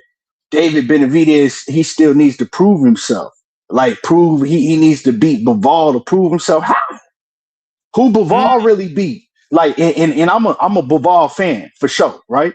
I'm a supporter of Bivol. But let's look at the resumes. David got a much better resume than Bivol. So how David got to prove himself to be above Bivol? Like Bivol, does he? he beat Yo, Bivol got a resume though, man. Bivol beat Canelo and he beat Bitterbeat, right? He fought what's the guy that he fought in the UK guy? He kind of struggled with him. Lyndon Um Arthur. no, not Arthur, the one with the dreads. One The with the dread. UK dude, yeah, the cat with the dreads from the UK. Um man, I'm trying to remember. He that's fought why like Canelo he fought Gene Pascal. He fought Joe Smith Jr. You know what I'm saying? no, Oh, not him. I'm talking you about talking about Craig Richards. Craig Richards, you talking about? Craig Richards, right? That Yeah. was a competitive. Like, yeah, he won that fight clearly, but that was a competitive fight. David ain't having no competitive fights with no Craig Richards. And like I said, so if you look at the resumes, David Benavidez has been doing this shit since he was like 19 years old. You know, I mean, he didn't beat Darrell. He didn't beat Demetrius Andrade. He didn't beat David Morrell when everybody was saying David Morrell was going to beat him. He didn't beat the shit out of Caleb Plant. He didn't beat, I mean, come on now. He'd been doing this shit consecutively for years after years after years. And he's putting on the best performances on the biggest stages. Like, you know, who else is putting on performances like him? You know, Yeah. so like if you look at what he's done and what Bivol has done, He did more than Bivol when it comes to fighting these guys in the resume. There ain't who else you see moving up 25 pounds and dominating like that. Like people ain't giving Zordo no credit. Zordo is a hell of a fighter. He's a very good fighter. Zordo was running shit at 168 for a minute. You know, although he didn't get all of the top fights, but he I was don't doing think his thing Zerto at really 168. everything. I don't think Zerto all of that to me. But what I would give you credit for is that Bivol been at 175 his damn near his whole time, right? His whole fucking career. Well, he started at 168. As I'm saying, Benavidez done moved up and started whooping some ass for real. Yeah, that's what I'm saying. Like, who else is doing that? Who else is doing shit like that? So, like, it's just crazy to me that people saying, "Oh, well, you know, he got to prove himself versus Bivol to be able to." Like, how Bivol beat Canelo? I mean, and Canelo didn't want to fight Benavidez, and he know why. So he willing to fight one, but he wasn't willing to fight the other one, and we see why. Bivol All right, so hold up. outpointed Canelo. Well, hold on. So He outpointed Canelo. let me ask All you right, go this ahead. though. What you think about Inoue Inoue's performance? So I'm gonna keep it a buck with you. I've been always hella high on Inoue, right? I argue with niggas that to me Inoue was, you know, that number one guy. But man, what I seen yesterday morning, dog, like he's still him. Like he's still like that, but I seen a lot of holes in this game, and I've been seeing that. And what I didn't like is when I see, because I thought he was gonna go out there and, you know, put on a hell of a performance and get Nakatani up out of there. That's how I felt about it, right? Because I seen Nakatani struggle against guys that was much lesser opponents than Inoue. I've seen him struggle before. So I'm like, okay, Inoue gonna go out there and show out against. And that ain't really what he did. Yeah, he won clearly, but Nakatani, when Nakatani kind of figured him out and shit slowed down, Nakatani started getting in his ass a little bit, and then we know that clash of heads happened. Then after the clash of heads, the tide changed back to Inoue because he was having problems with his eye. You could visibly see that he was having problems with his eye. He was squinting and kind of holding his eye and shit. But as far as, like, you know, when it comes to pound for pound, I don't have him 1 pound for pound no more because I see holes and he could be beat. Like he could be beat. He leaves openings. He's quick. Like he quick and he's able to get away with it, but he leaves wide openings, and hey, he get in there with the right one, with the right timing and power. Who could beat him? Everything boxing. I definitely don't think Shoo could fuck with him. I definitely don't see that. But I do think that Espinoza, like, I want to see that fight. I think that's a tough fight. And another thing with Nakatani, man, is like, yeah, but like, who is a lot of these guys that he was fighting? We don't know these cats. We don't know who they fought and who they beat. Let's just keep it a buck. Nakatani. So, like, to me, people gonna trip, but I got David number one. We know all the cats he didn't beat. We know the work that they put in, right? He's putting on these. Yeah, I get, and everybody knows Shakur my guy, but I got David number one because David is putting on spectacular performances like nobody else is doing on the big stage. And then people don't understand how hard it is to do what he did, moving up 25 pounds in weight. That ain't that, like, people like, oh, well, Zordo was good enough to be a champion at 168, 175, and be a unified champion at cruiserweight. Who else is moving up like that and putting on performances like that right after he did exactly what he said he was going to do, and then put it on in front of a big crowd on a day like he did on Cinco de Mayo, man? That's a lot to do. A lot of pressure. You sleeping on Nakatani though, bro. Nakatani fought a couple of good fighters, bro. No, I know he has, but like I said, I always had him number one. Well, not above Bud. I had him one, and I had Bud one, and then him two. And then when Bud retired, I'm saying Nakatani. Nakatani. Yeah. I mean, I've seen him. he fought Nishida. Nishida was nice. He fought Contreras. You know what I'm saying? He got some good wins under his belt. Yeah, he got some good wins, but I've seen him in fights, like very tough fights though, like to where he was struggling to get the win. He did when if you to be high up on my list is when I'm looking at a guy like Shakur. I'm looking at a guy like David Benavidez. I'm looking at a guy like even Inoue, and let's throw Bivol in there. Where I'm looking at him, even people gonna trip. Boots is high up there for me, and he gonna show people once he do what he do to Xander Zayas. He finna beat the shit out of Xander Zayas. And remember, I said that. But when I'm looking at guys like those guys, and I'm saying, like, man, I can't see nobody fucking with them. Like, I can't see nobody beating them. They're difficult to beat, and I can't see nobody beating them. And to me, Nakatani is just not that. Damn, I think He's not that. He's not that. But well, I mean, he did. No, go ahead. Finish your last thought. No, I was gonna say he did put on a good performance last night. It was I mean, in the morning, it was a chess match. And I think that he could have, I don't know, what would have happened, would it have been a lot closer if that headbutt hadn't happened, because he was coming on. He was showing me some shit. But yeah, man, I appreciate you though.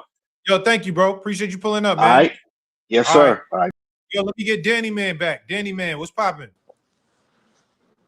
Yo, what's up, man? See, I can't hear you. I gotta back out, come back in. Can't hear me? You can't hear me? Yo. Hear me? Yo. Yo, Danny Man, you hear me? Yo, you hear me? I don't know how this shit work, bro. You gotta try. Come out, come back in. All right, let me get Stock. Stock, what's popping? Yo, what's good, Najee? What's popping? Yo, Stock, you in Queens, nigga? 4319. You know where I'm at, man. You know what's up. Yo, listen, real quick. Peep game, man. All this Benavidez slander, bro. Listen, at the end of the day, my man's put on. He put on last night. Violence. At what point are we gonna start taking violence into the equation of pound for pound, bro? That's what makes Inoue number one, in my opinion. Violence. Usyk,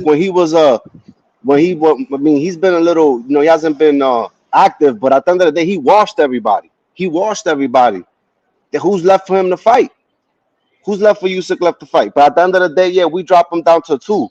But we got to start having a conversation. Like, Shakur's a great boxer, bro. He's a great boxer, but his violence levels ain't up there. We saw 7 pieces being given out yesterday. Defense, footwork, jab. Stock, nobody else do 7 pieces except Benavidez. Nobody else be doing that. That's what I'm saying. At what point? Yo, listen, Caleb Plant, Boo Boo Andre. You got what I'm saying? Morrell, up and coming cat. And Morrell was really scrapping too at the end of the day. So it's like, for me, man, listen, because I saw Clay's call and I'm just like, Bivol's violence levels ain't there, bro. I don't see how he gonna be able to really fuck with Benavidez, bro. Especially now that he's really boxing. He's really boxing. Footwork, defense. He's checking boxes he wasn't checking before. So at the end of the day, I just feel like he's in that top 5 equation for sure, bro. You got to put him top 5. Bam is good. Is Bam ready for Inoue? I don't think he is, bro. I don't think that's gonna work right now. But it's a good scrap. But yeah, man. Benavidez looked great yesterday, man. That was a hell of a performance. Violence levels. Look what he did to Anthony Yard the fight before. He's drawing blood, bro. Every fight, drawing blood. He's beating dudes up that they not the same. Morrell's not the same fighter he was before he fought Benavidez. Caleb Plant got cooked by Resendiz. And we not gonna sit here and say that Benavidez ain't take something out of that man. Like, this real story. So at the end of the day, like, yeah, man, line Bivol up. But Bivol already, he didn't want the fight. He vacated his title. And what we gonna do? Bivol got to fight. So what we're gonna do? We're gonna have to wait how many months? September, is he gonna be ready for September? They talking about. Bivol a different type of fighter stock. I get it.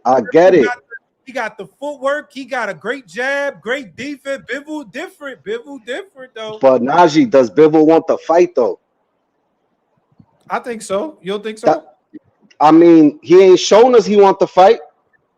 He fought Better Biev. What Better Biev was supposed to be the scariest nigga alive. Okay, Better Biev don't have a fight, right? Nah. I say Benavidez go beat on Better Biev. I think that's an easier fight for Benavidez than Bivol. Yo, if he beat up Better Biev, oh my god. Bro, he needs to do it. Because look, at the end of the day, we got to think about it, right? We got to think about it. What choices does he have? He got Jai Pattaya. He said, look, Benavidez said he wants to stay at cruiserweight, defend his titles. He still got the title at 175. But we got to fight in September. I think Benavidez got to come back in September, continue to take those dates. At the end of the day, he can't sit around and wait for these dudes, bro. It's going to slow him down. So if Better Biev don't got a scrap, go get Better Biev. But at the end of the day, I just feel like, listen, this guy's going to keep showing and proving. If anyone's going to argue with me about the jab he used, the footwork, the defense, he's adding layers to his game now. He ain't the same fighter he was 4 fights ago. They saying in the chat, what about Jai Opataya? That's what they saying for Benavidez. Jai Opataya just lost his title. He's at Zuffa. Benavidez wants to make the fight. He said it in his post-conference, in the post-conference. But at the end of the day, how do you make the fight if he's in Zuffa? Okay, Turkey, put the bread up. Because I'm sure they'll do it. You think it's a tough fight, though? I mean, that's probably the toughest fight. It's going to be tougher than Zerto. But at the end of the day, I look at Jai Pattaya, he's too slow. He's a big dude. The bigger you are, that's not an advantage, bro. When you're fighting a dude like Benavidez, whose speed is off the charts, bro. He's going to be landing 4 on you while you land 1. And not only that. I keep saying that. He's not that slow, man. Everybody keeps saying that. He's slower than Benavidez, though. That's obvious. That's what I'm trying to say. You know what I mean? And at the end of the day, look, Jai Pattaya to me didn't look great against Glanton. I know Glanton is tough. He didn't look great in that fight to me, unless he made an excuse. I'm not an excuse, but Glanton won maybe 1 round, maybe 1 round. Bro, I get that. But would you say that was a phenomenal performance out of Jai Pattaya? The whole world was watching. I thought it was good, but it wasn't like Glanton was winning no rounds for real. All right, so line up Glanton against Benavidez and see what happens. Line that up. But yeah, yo, real quick then, with Inoue, shout outs to Inoue, bro. I don't really think there's anyone beating Inoue down there. Because look, if he don't got to knock you out, he go 12 with you, he going to win a UD. Nakatani was this dude that everybody was gassing up. He's on the pound for pound. Get him off the pound for pound now. You got to remove him. He got washed. I had a 10-2.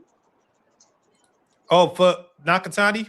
Yeah, bro. Like Inoue's in a position where he got to move up to the point where he's getting put in danger. Ain't none of those dudes down there really fucking with Inoue, bro. They really not. Nakatani was supposed to be that guy. What about Bam Rodriguez? That's what they saying, Bam Rodriguez. Yeah, Bam Rodriguez. But Bam Rodriguez, wouldn't he be moving up to fight Inoue? Yeah. Yep. And nah, Bam is is so skillful, bro. I love watching him fight, bro. Just the way he boxes is insane to me, bro. But at the end of the day, look, at best, that's a 50-50 fight for real. Anyway, you know, like I wouldn't even make a pick in that fight, honestly, because I ain't gonna pick against Bam, truth be told. If I'm not mistaken, Bam got to move up. What he doing? 118. So that's really because where he at? Because he had 120. Where he fought just now? 122. Yesterday was that 122? In a way, yeah, I think that was 122. Yeah, that was 122. Yeah, yep. Yeah. So wait, so hold on. So Shoo real quick, cause and Shoo and Steven Espinoza, they are 125? Yeah, 126. 126. That's where the real smoke is at for Inoue. Yeah. That's where the real smoke's at for Inoue. Honestly, you got a whole nother. That's another. You know what I'm saying? Yeah, bro. Listen, at the end of the day, my favorite fight. I mean, listen, I really fuck with Dev heavy, but listen, it's the violence levels, bro. the violence levels. And I ain't gonna lie, like Benavidez fight yesterday, that shit's making rounds. You know, that shit's going extra. You know what I mean? On the internet, everybody talking about it. You're not gonna get the streets buzzing with a nice UD, bro. You're not gonna get the streets buzzing with that. But yeah, man. Listen, at the end of the day, line them up. I'm gonna keep it 100. I don't see nobody really like. Look, I want those fights for Benavidez, but at the same time, we got to think about, bro. We want him to fight Beterbiev, Bivol, and Japataya, bro. Those are 3 fights that I can't even have him win in all 3, bro. That's crazy. That's a lot of tough fights, bro. Yeah, that's Like, crazy. That's you crazy. get what I'm saying? So that's something to think about. Ain't no way he fighting all 3 of them. But if he does, that's a generational run if that's what he ends up doing.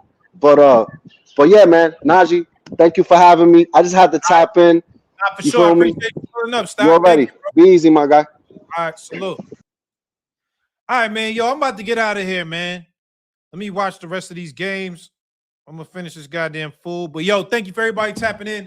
I tried to get Benavidez up here today, but wasn't happening. I'm gonna have to get him hopefully next week.